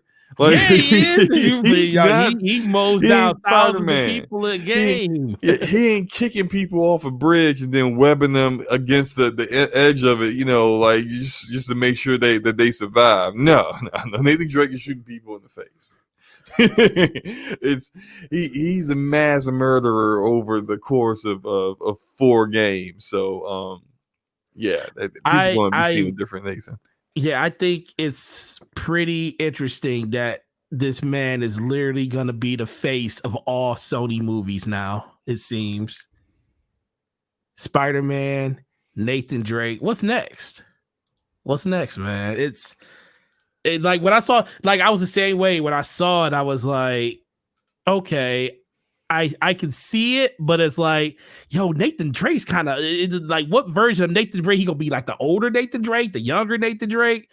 And then when I seen this picture, I was like, oh, okay, never mind. Yeah.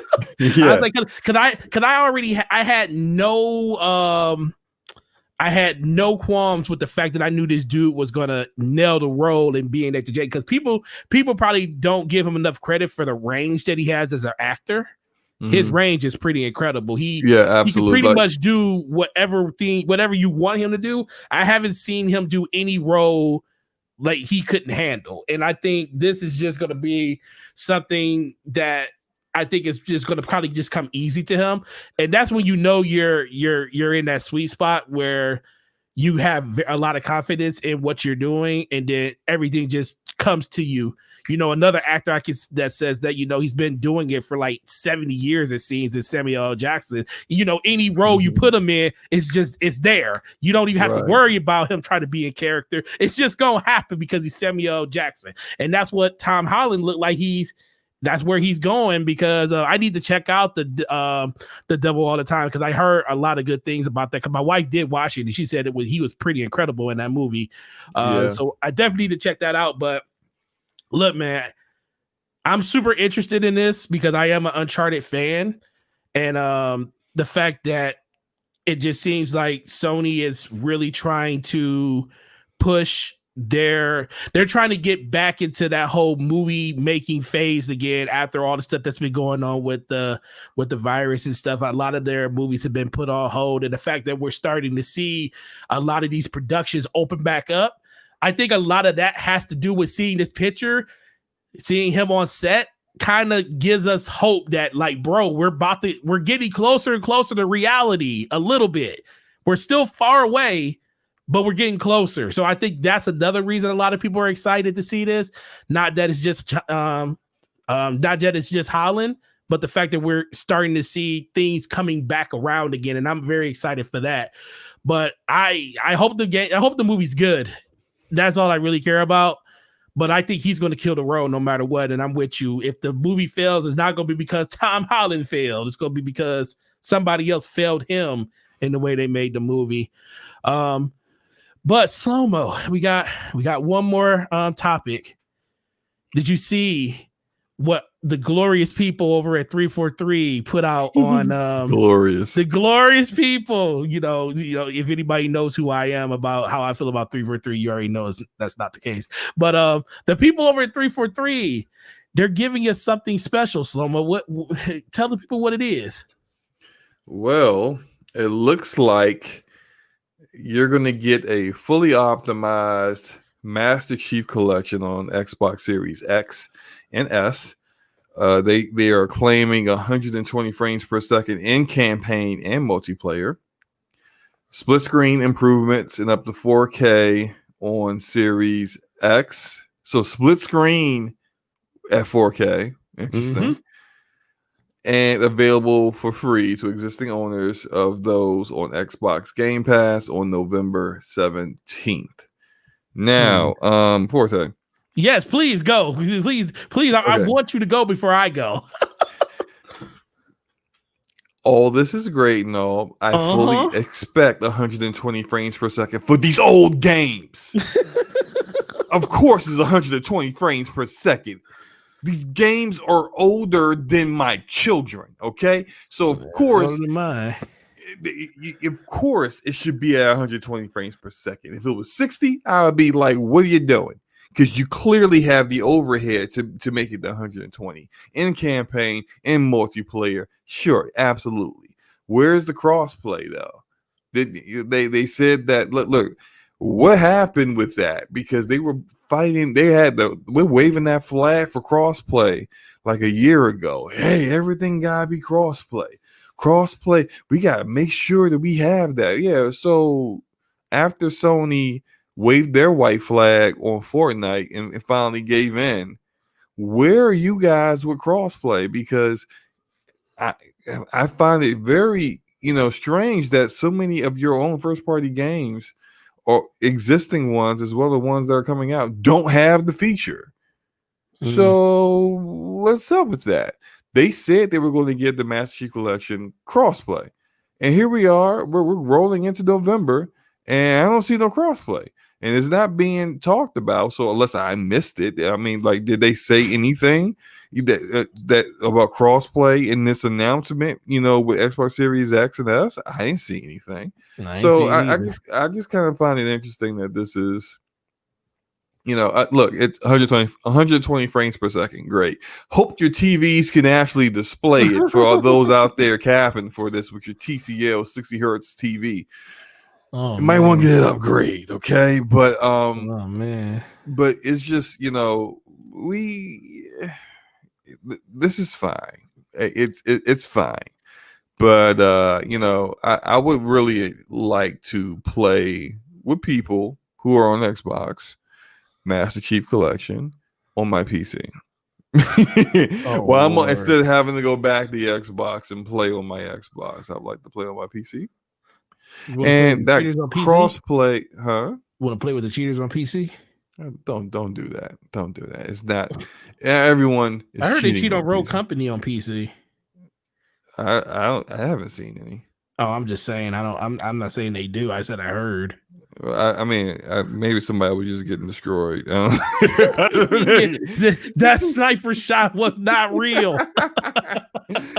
Oh man, yeah, I was playing with some friends and they were just like, "Man, Slow-mo's using the aimbot." And I was just like, the fact that I am destroying these people in Rogue Company this badly, and people think I'm using the aimbot, just makes me just feel so giddy inside. Shout out to Nate Hart, man. Afternoon from New Zealand, man. On the other side of the planet. Hey, man, we were just talking about your country, man. It's like, you got Gabe Newell over there taking up residence.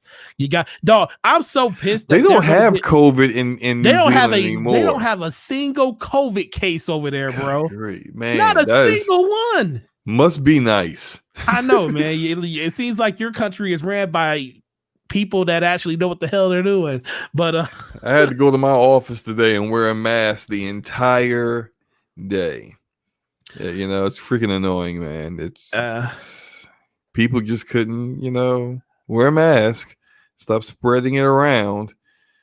Oh, anyway. So Dragonheart, Yobi said, I seen it. We shot at a guy like 20 times in Rogue Company and the dude didn't drop. He killed me with one shot. Oh, so okay. Yobi. Which player were you shooting at? Which rogue was it that one shot you? And because there could be a multitude of reasons why this happened. Could be you were lagging, or he was lagging. Oh, you're going to explain this away, aren't you? No, I didn't see it. And I don't believe Yobi's lying. I'm just saying there could be an explanation for it. And then there are enemies that can one shot you. If you go up close range against a chalk with a shotgun, and he fires off at you, it's a wrap.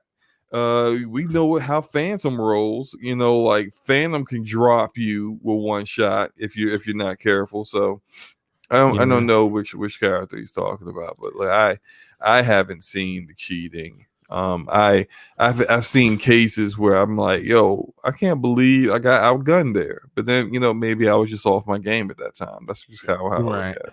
Yeah. Well, Slow-Mo will never. I don't think he'll ever admit that he's off his game when he's playing Rogue Company. He won't put that on tape. Well, bro, look, man, it's very rare that I have a bad game. So it's just. I get tired of posts. I only post like the screenshot of like the matches where I got like 40 plus eliminations and like 35 to 40 plus downs. Because like getting 30, 25 and 30 and being top of the leaderboard, showing just off, destroying everybody. I mean, that's just the typical. That's the norm. So it's just. It is what it is. Like if I posted all those, people would probably unfollow me on Twitter because it's just like I'm sick and tired of this guy posting all of his Rogue Company results. Right. So, yeah. So I know we hit closer to that. We got 57 likes. I know some people in here because people been coming in and out because of the debate. Hit that like button if you haven't, man. Really appreciate it. It does help the channel get recommended to other people. Yobi also said it was a big buff dude. No, fam. I had Anvil. Sounds like Anvil. He had perfect connection. It was a PC player against me, and the other guy was like 10 to 15 feet away. How he know it's a PC player though? It does show you, doesn't it? No, it doesn't. All it shows you when you have crossplay enabled, and I think Yobi plays on Xbox, it'll show you the people who are playing on Xbox. But then there's but that's also there are PlayStation players in there, there are Switch players in there. Well, PlayStation players don't have thumbs. Oh, don't do that. No, I'm just talking. Yes, they do. Don't do that. I'm not going to do that. I'm not going to let my Xbox elitist side come out and say that Xbox gamers are better at multiplayer games. I'm not going to do that. I'm just throwing shade. I'm just throwing shade. I don't really mean it. All gamers are great at games. Now, I will tell you, if you want to challenge me, the word of Gaming Forte do not represent the words, the opinions of the overall Damage Per Second podcast or the other co-host Slow-Mo Backslap. Let me just Slow-Mo always trying to distance himself from me. Well, you be saying some wild stuff, man. I do. PC cheating denial. Y'all hate to see it. Yes, it does. Racer is a PC gaming hater. So wait. Dragon said yes, it does show PC players. I saw the scoreboard afterwards. Okay, Yobi. I'm not gonna go back and forth with Yobi. If he said there was a cheater, fine. You found the cheater. Oh, shoot. Gregor said 1v1 me in Doom 2016. You got to give me a couple of days to play. I haven't played Doom in forever. Just called you out, man. 16. I played Doom Eternal. Speaking of which, have you played Doom Eternal, Slow-Mo? I have not. Oh, man. It was one of those games where it was like really good that just released. Say what? I heard the DLC is really good that just released for the game. Yeah. It's one of those games where it's like, yeah, I'm gonna play this eventually, and then it's like you're interested in it, but you're not too interested in it. And I'm pretty sure if I played it, I would probably love it and just run right straight through the campaign and go right into the expansion. But it's just, I have to actually take the initiative and play it and stop playing some of these other games that I've been playing. It's like when you're not too fully invested in a game, you get it or you buy it and you just kind of let it sit there on your hard drive / SSD, or in the case of Game Pass with this, it's just sitting there in Game Pass waiting for you to launch it. So, Oh, that's right. Yeah, Gregor just said that Doom Eternal didn't have the multiplayer, so he got bored. Yeah, that's true. I forgot the game. It doesn't? Wow. Yeah, Doom Eternal doesn't have MP. It only has single player. I wonder why that is. I don't know. Made that decision. It's not like it doesn't know what they're doing. They just probably Sure, I they mean, sure do. why that single player is that much better though, too, because they probably just put all their focus in on that single player. Because let's be for real, that Doom Eternal single player is pretty fire. It is actually pretty fire. But sir, I'm gonna give you a second to talk about your other love in gaming, Genshin Impact. When's the last time you played it? Every day. Nerd. Even if it's just to log in and do the dailies and then log back out. I haven't really been putting as much time in it as I would like because I've been playing other games. I've been playing Shadow of the Tomb Raider. I was playing some Left 4 Dead with some friends. It's always a good time to go back and play Left 4 Dead. That game is a classic. It's timeless. Or Xbox. We actually were playing it on PC, and one of my friends who's just now getting into PC gaming. Shout out to Numsy. His name's hilarious. His name is Sweet Brother Numsy. I gotta say it like that because that's how he says it. He's not African or anything, but that's the way he says it. Later. Say what? You said he's not listening to this show, so you ain't got to worry about him clowning you later. Clowning me later? No. Well, why would he clown me? I don't know, because you talking about his name all funny. Well, that's how he says it. Oh, that's how and he's not. No, he'll. He's probably not watching this, but he'll probably watch the replay. But no. He was so shocked to see the game was running at like was it 150 frames per second on his monitor. He was just so shocked. He just built his PC. He's got a oh man, I don't even remember what GPU he put in there. But he's got a Zen. No, I mean he's got a pretty good AMD CPU. I don't remember anything that he put in his build. Coming to America. Yeah, I don't remember anything he put in, but he's got like a mid to high end, like it's like right there in between high end and mid range PC. Usually a nice starter PC to build off of.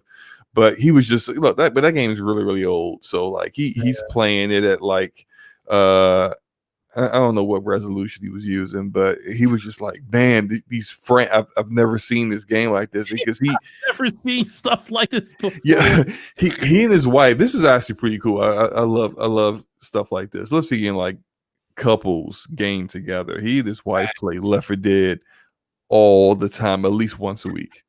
And he's even got now his kids are older. His kids join in with him. It's 4-player co-op. So now they got like all four of them are playing the game, and I think that's really, really awesome.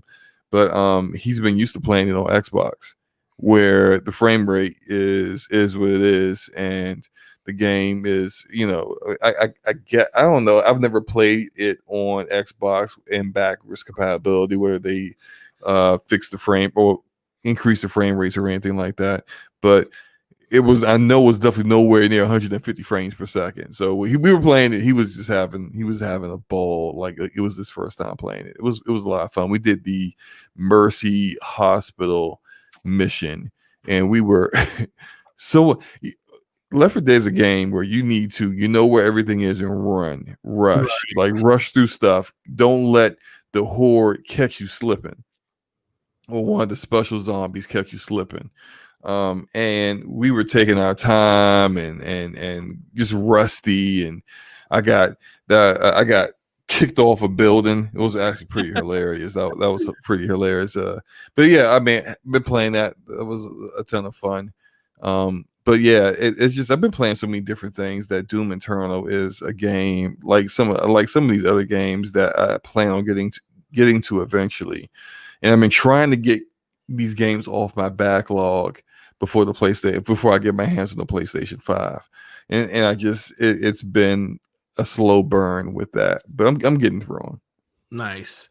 Yeah, man, that's all that matters, man. Ultimately, it just gaming with your friends, gaming with that's the one thing I will say I do miss the most is gaming with some of the people that I grew up with. Like I was looking, my brother posted a video from like 2004, maybe 2005, where we were doing Halo tournaments, and we went to a pool hall called Snookers, and they were hosting a tournament there. Hold up. Yeah. Sweet in the chat, they're saying Sweet Brother Noomsy is from the Golden Child. Is that true? Yeah. Which character is that? Oh, shoot, it's been so long. I had no idea. I thought he came up with that all on his own. Now, nah, you thought he was original. I haven't seen Golden Child since like the 80s. Like I was a kid when he came out. Yeah. I feel like I haven't seen it since then. Long, yeah, when they said, because I didn't even think about it. I didn't even think about it. I'm about to send him a text right now. You are a fraud. Hold up. Oh man, see, don't call him out like that, man. You know, it ain't his fault that you ain't figure it out till years later. Oh my! Hey, look, I'm going at him right now. Yeah. So, yo, guys. So, what questions do you guys have? We're gonna spend a little bit of time, kicking it with you guys, seeing what questions you guys might have in the chat. Fuzzy Bellinger said, "Man, I thought it was coming to America." Race, yeah, me too.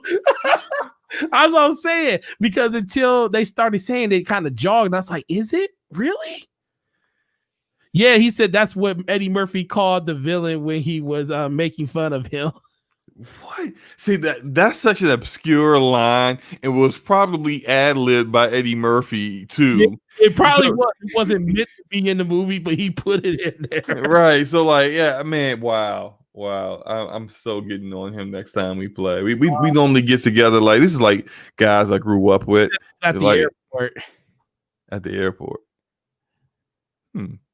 I don't remember that. So, I mean, this is like one of my homies that I grew up with. Like, I've known this guy since like 9th grade. So someone was like, "Bro, I thought this dude made us up an original." Exactly. I'm like, that's a funny name. That's a good name, man. I like that. And he got it from freaking Golden Child. Which, I mean, hey, look, for the vast majority of people, they probably still be like, "Oh, that's a funny name." He came up with that on his own, because we're older guys here that we remember the Golden Child, and even I barely remember it. I don't even know it was from it. Yeah, but that's where it came from.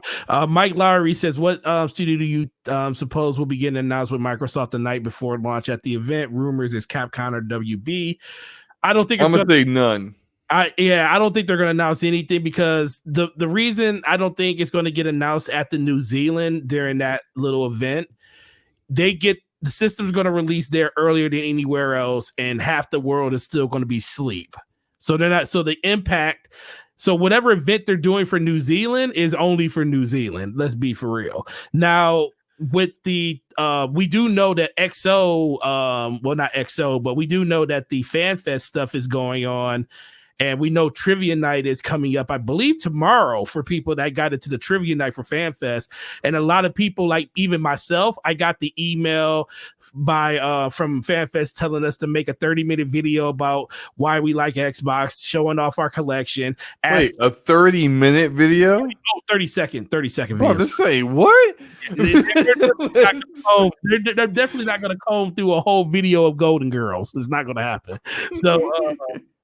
But yeah, I got that email saying, make a 30-second video about all the stuff you like about Xbox, and if you want to ask Phil Spencer a question. And it seems like that stuff's going to be held for another event, which a lot of people are speculating is going to be XO20, and they're just going to do it digitally.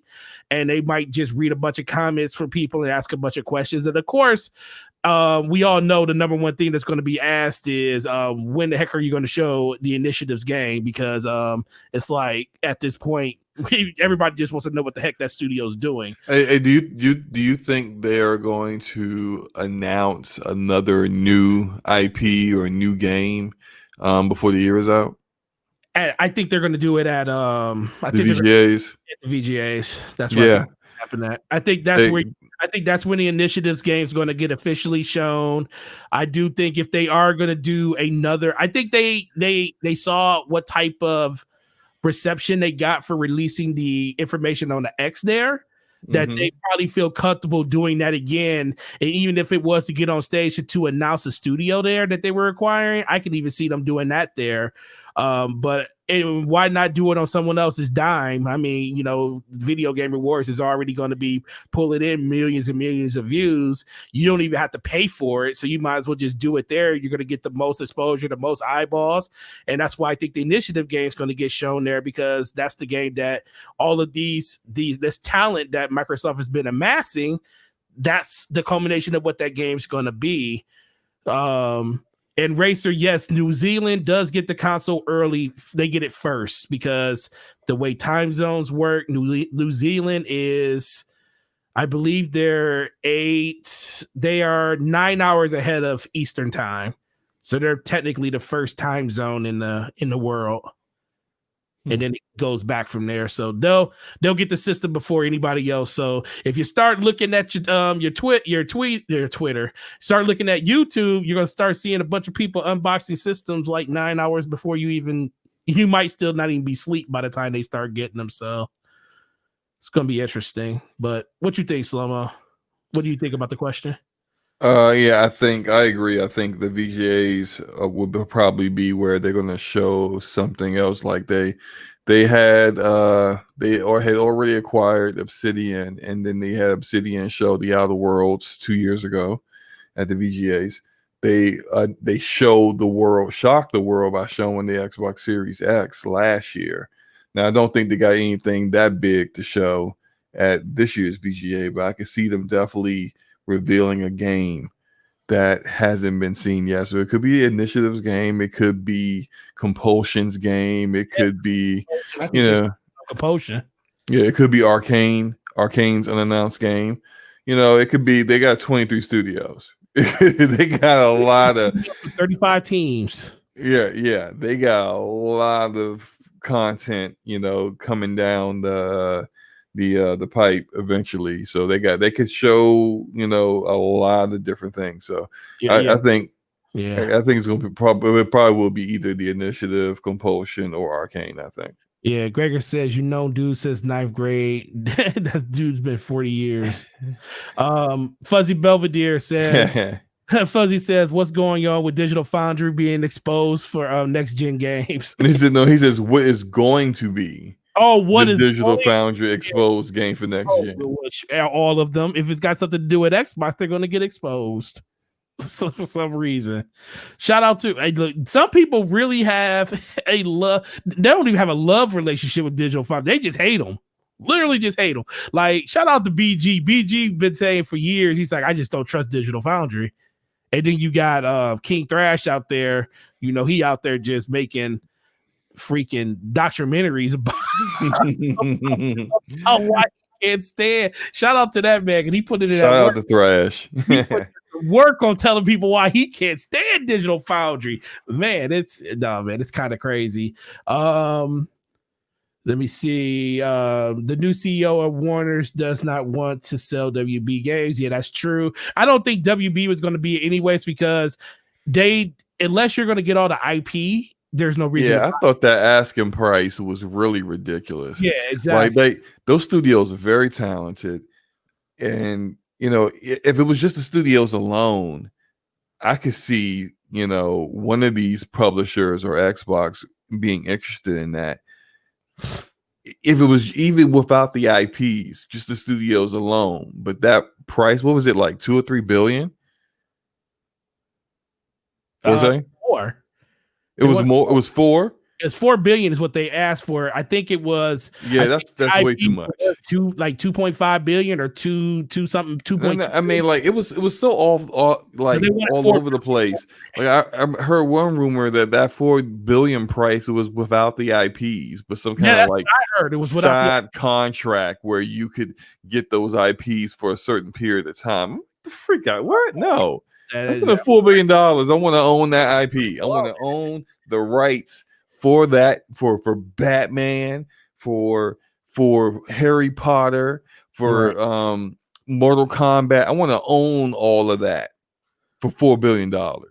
Like, no, not. And I just feel like the price, it was just no one could get a deal done, and so they just took it back. And I think what also helped them make the decision to take it back was how that DC day thing they did, where they showed so much of their gaming content and got like a lot of positive reaction and feedback to Gotham Knights and the Suicide Squad game, that they really said, you know what, let's just hold on to this, because it looks like these two games are probably really going to do well for us. And I mean, they showed the Harry Potter game on the PlayStation Showcase, so they got some content, coming down the pipeline. And to, after spending all that money on that, then to just sell it all off and let someone else take the benefit of it. I think if they decide to eventually sell WB Games, it's going to be after all three of those games are out. After they get the biggest part of the revenue for those games. Exactly. Yeah, I agree. Yobi says, what 2 games would you gents make if you own your own studio? One of the hardest questions ever to answer right there. Oh, man. Think about it. No, I mean, I don't even have to think that hard. I have an idea. I'm not going to talk about it in detail, but I have an idea for a game where it would be similar to Nier Automata in how the plot is, where you would play it multiple times from different perspectives to get the full like grand scope of the story. But then also it would have multiple characters that all had different play styles. So it would be like, and then you would follow that character for a particular period, maybe like 5 or 6 hours, and see their perspective of the story. Similar to how they did The Last of Us Part 2 in structure, but I would say better than the way they implemented it, executed it. But that's the one idea I have for a game, and I got another idea that I will say this publicly because I want it to happen. I got 3. I got another one as well. I'll get to it. I'll get to that one. My number two is an X-Men game that is a Fire Emblem 3 Houses style game, but when it's about like the New Mutants and X-Force and stuff like that. So take that setting in Fire Emblem 3 Houses, where there are students at a school, but they're still being like thrust into the politics of their world and life and death situations, but make it about the X-Men in the X-Men universe. That would be awesome. That would be awesome to me. And then my third would be a remake in the vein of Final Fantasy VII remake, but for Chrono Trigger. Yo, Chrono! I was shout out to Ebontis, one of my homies that plays Destiny. I watched them play a little bit. Yeah, Chrono Trigger. Yeah, I watched them play for a little bit. Yeah, so many memories. I was like, man, this game is so good. That's my favorite game of all time. Yeah, that game is fire, bro. So what's yours? Oh man, well, shoot, I'm not as talented as you was thinking of this stuff. A lot of the games that I truly would like have kind of been done in different ways. The biggest thing for me is I want something in the lane that Mass Effect went down, but I want bigger. Look at Gregor's comment. Forte about to like, I want medieval stuff, fantasy loot shooter with both better than Borderlands and Division. Look, man, I can a man dream? Can a man hope?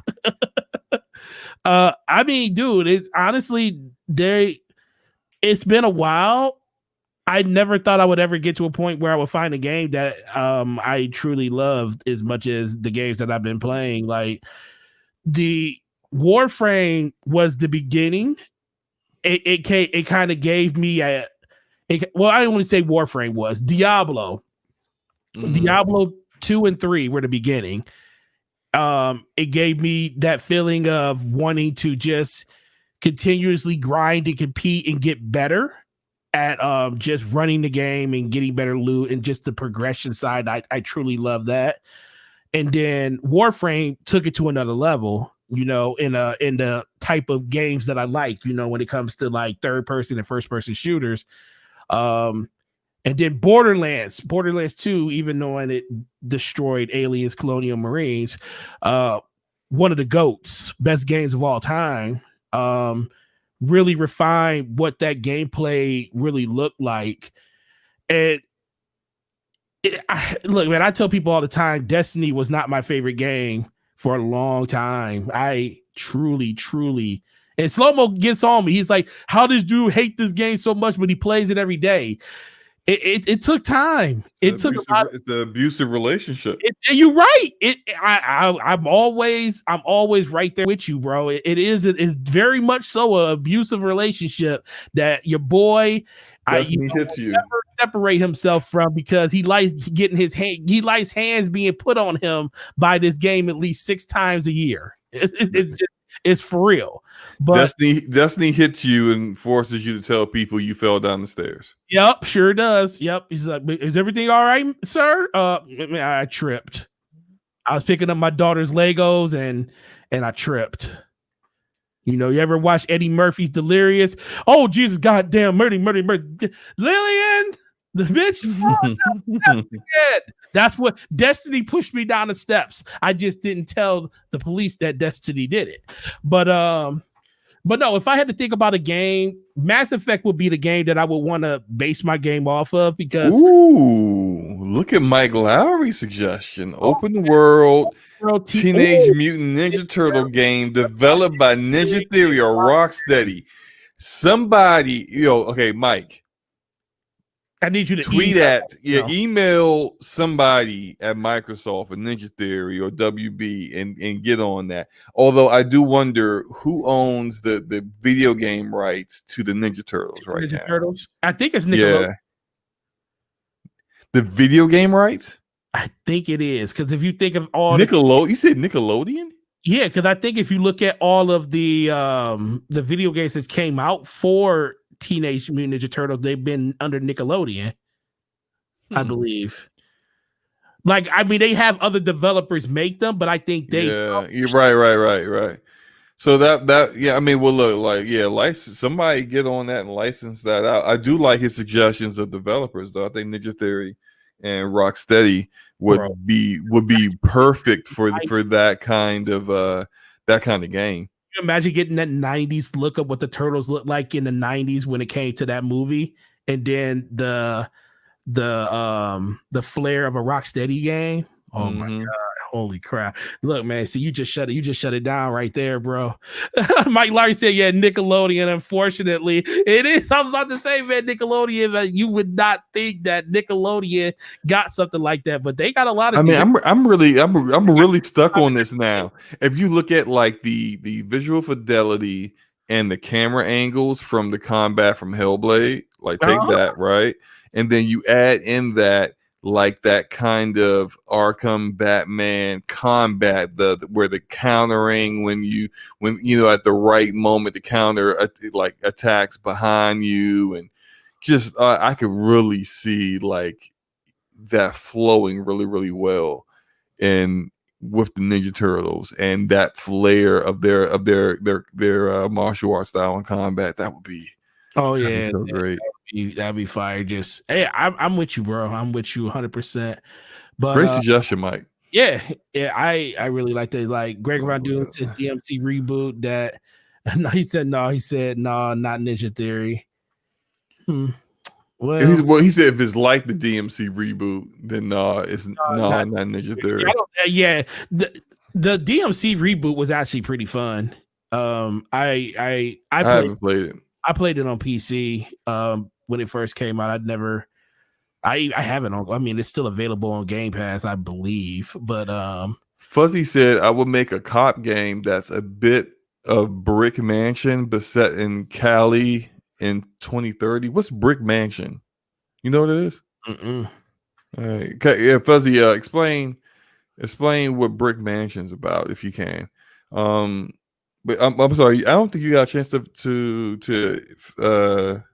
finish talking about I don't know, man. Gregor gonna slang me for any damn thing I say. He gonna be like, man, it sounds like Forte on that weed.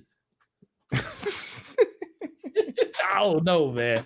Look, me personally, I just want something I don't, man, I don't know. That's just hard for me to think about because there's so many different things. Because it's not what it's like. It's like one of those things. Like, what would you enjoy to play? Like a lot of the stuff that I enjoy, it's so off the wall, and nobody would want to play that. Nobody but me. I play Tetris every morning. Shout out to you for bringing that up on a podcast one day. He said, yeah, Forte play. Yeah. Oh, speaking of which, somebody said, yeah, I think it was Code. He was like, oh, yeah, I could definitely see that helps you with your cognizant, get you woke up. He said, but that's exactly what Forte said. I was like, man, shout out to y'all for figuring that out. Every morning, man. Every morning. Racist says Brick Mansions is a movie. Now I'm starting to kind of,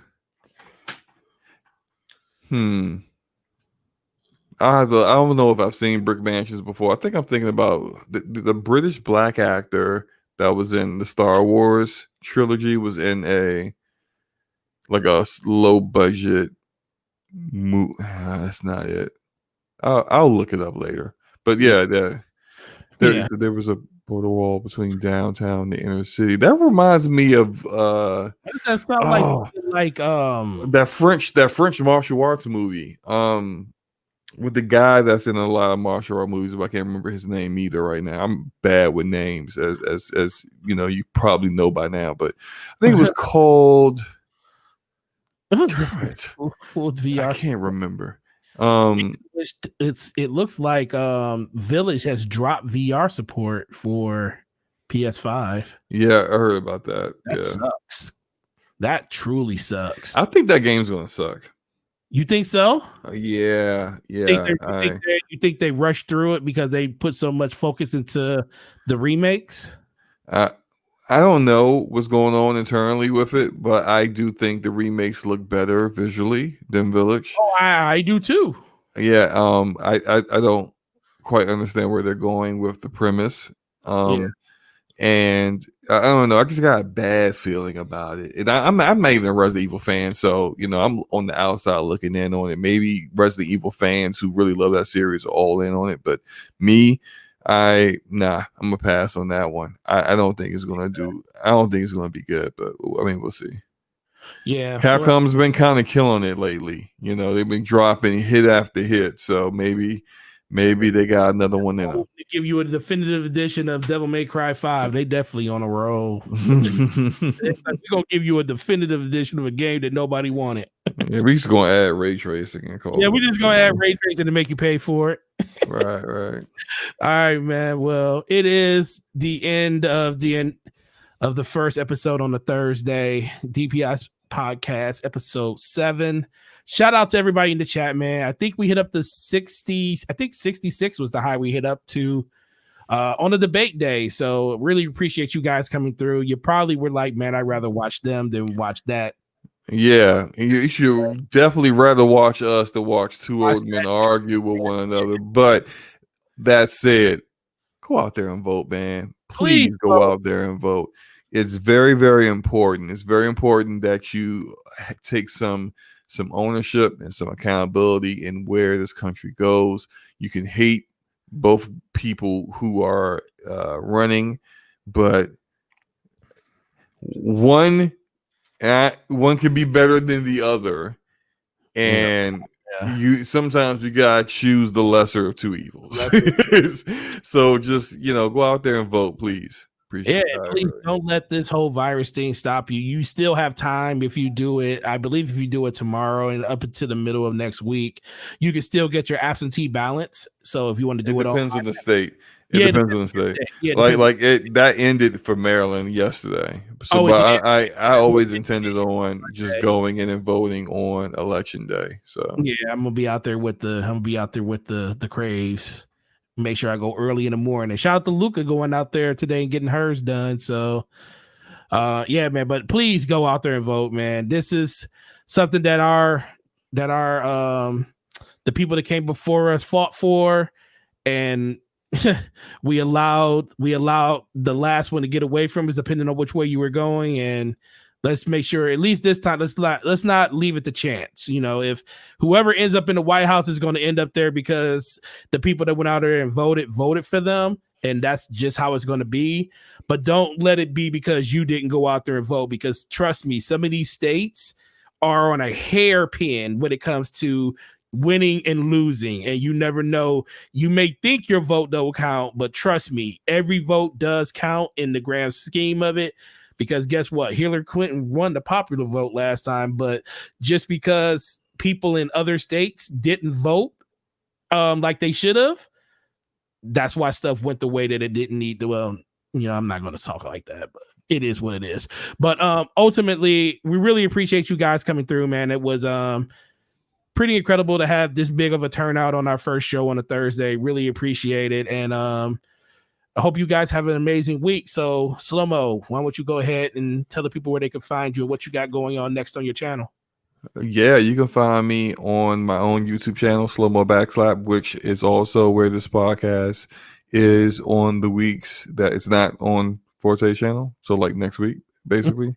What's coming up with my channel is I'm going to be doing a video about Naraka Blade Point. I already did one video about that one a little while ago. Also, the closed beta is coming, so if I get in, I will then be able to see the rules of it, and if I can live stream myself playing it, I absolutely will do that. I got another video coming out about Halo again in 343 after off the heels of my previous video I did a couple days ago. There's some things that I left out that I want to also elaborate on, so I'm going to do that, as well as a video about Arcane Studios, this unannounced IP. And Arcane Studios is 2 studios. There's one in France, and then there's another one in Austin, Texas. And the one in Austin, Texas is not the one that's doing Deathloop, but they've been working on a game for almost 2 years now. And I got some information that can kind of point to where that game might be going, what kind of game it might be. So I got a video about that. That's probably gonna be my next video coming out. But hey, if you haven't been to my channel before, I like to talk about games. Doesn't matter the platform. If it's a game I'm interested in, I'm into it. I talk about it. So come check me out. And like and subscribe and all that good stuff. Shout out to you for getting that last video close to 1,000 views, brother. You put a lot of work into that one, and I think a lot of people really appreciated and liked what you had to say in it. You put a lot of good facts in that video that people probably didn't consider or even think of. Shout out to Dark Side. Thank you. Yeah. Oh yeah, no problem. Shout out to Dark Side with the $3 super chat. He put up a super sticker, and I really truly appreciate that, brother. Thanks for all the support. And for myself, you already know Gaming Forte right here on this channel, where we talk Xbox, PlayStation, all that good stuff. Make sure you check us out on the Brat Podcast every Wednesday night, 9 p.m. And Scumcast this weekend with the lovely Ashaluka. Shout out to her. Check out my boy Slow-Mo. Maybe I'll be there, depending on what time I get out of work. But always a great time over there. And make sure you tell her that DPS podcast sent you, but she'll probably already know that. And like I said, shout out to you guys, because the channel's been doing really well. We just passed over 2,300 subs. We're almost at 2,350 now. Literally the last video has ballooned. Nice. Yeah, the last video has really ballooned us. Who would know? What intercourse? Intercourse. Yeah, like what intercourse? What was the centimeters, and what was the other one that I said? Centimeters. I don't know how you said it. Someone in the chat will remind us what you said. Centimeters, and the fact that we can't even think of it lets you know that it was completely off the wall and wrong. Yeah. Centimeters and inches. Inches of what was centimeters of inches or something like that. It was something crazy. But shout out to you guys for all of the love and support on the channel, man. Truly wouldn't be able to do this, guys, without you. Even all of the slander I get in the chat for some of the things we do. It's just fun being here with you guys, and you guys always support us from beginning to end, and I truly, truly appreciate that to the bottom of my heart. But outside of that, we will see you guys on the multitude of shows that we are on during the week, and hope that you enjoyed the show enough that you sub on our channels and check us out next time. It's on Slow-Mo Backslap's channel next week. Outside of that, you guys have a great weekend, and we will see you guys soon. Peace. Peace out.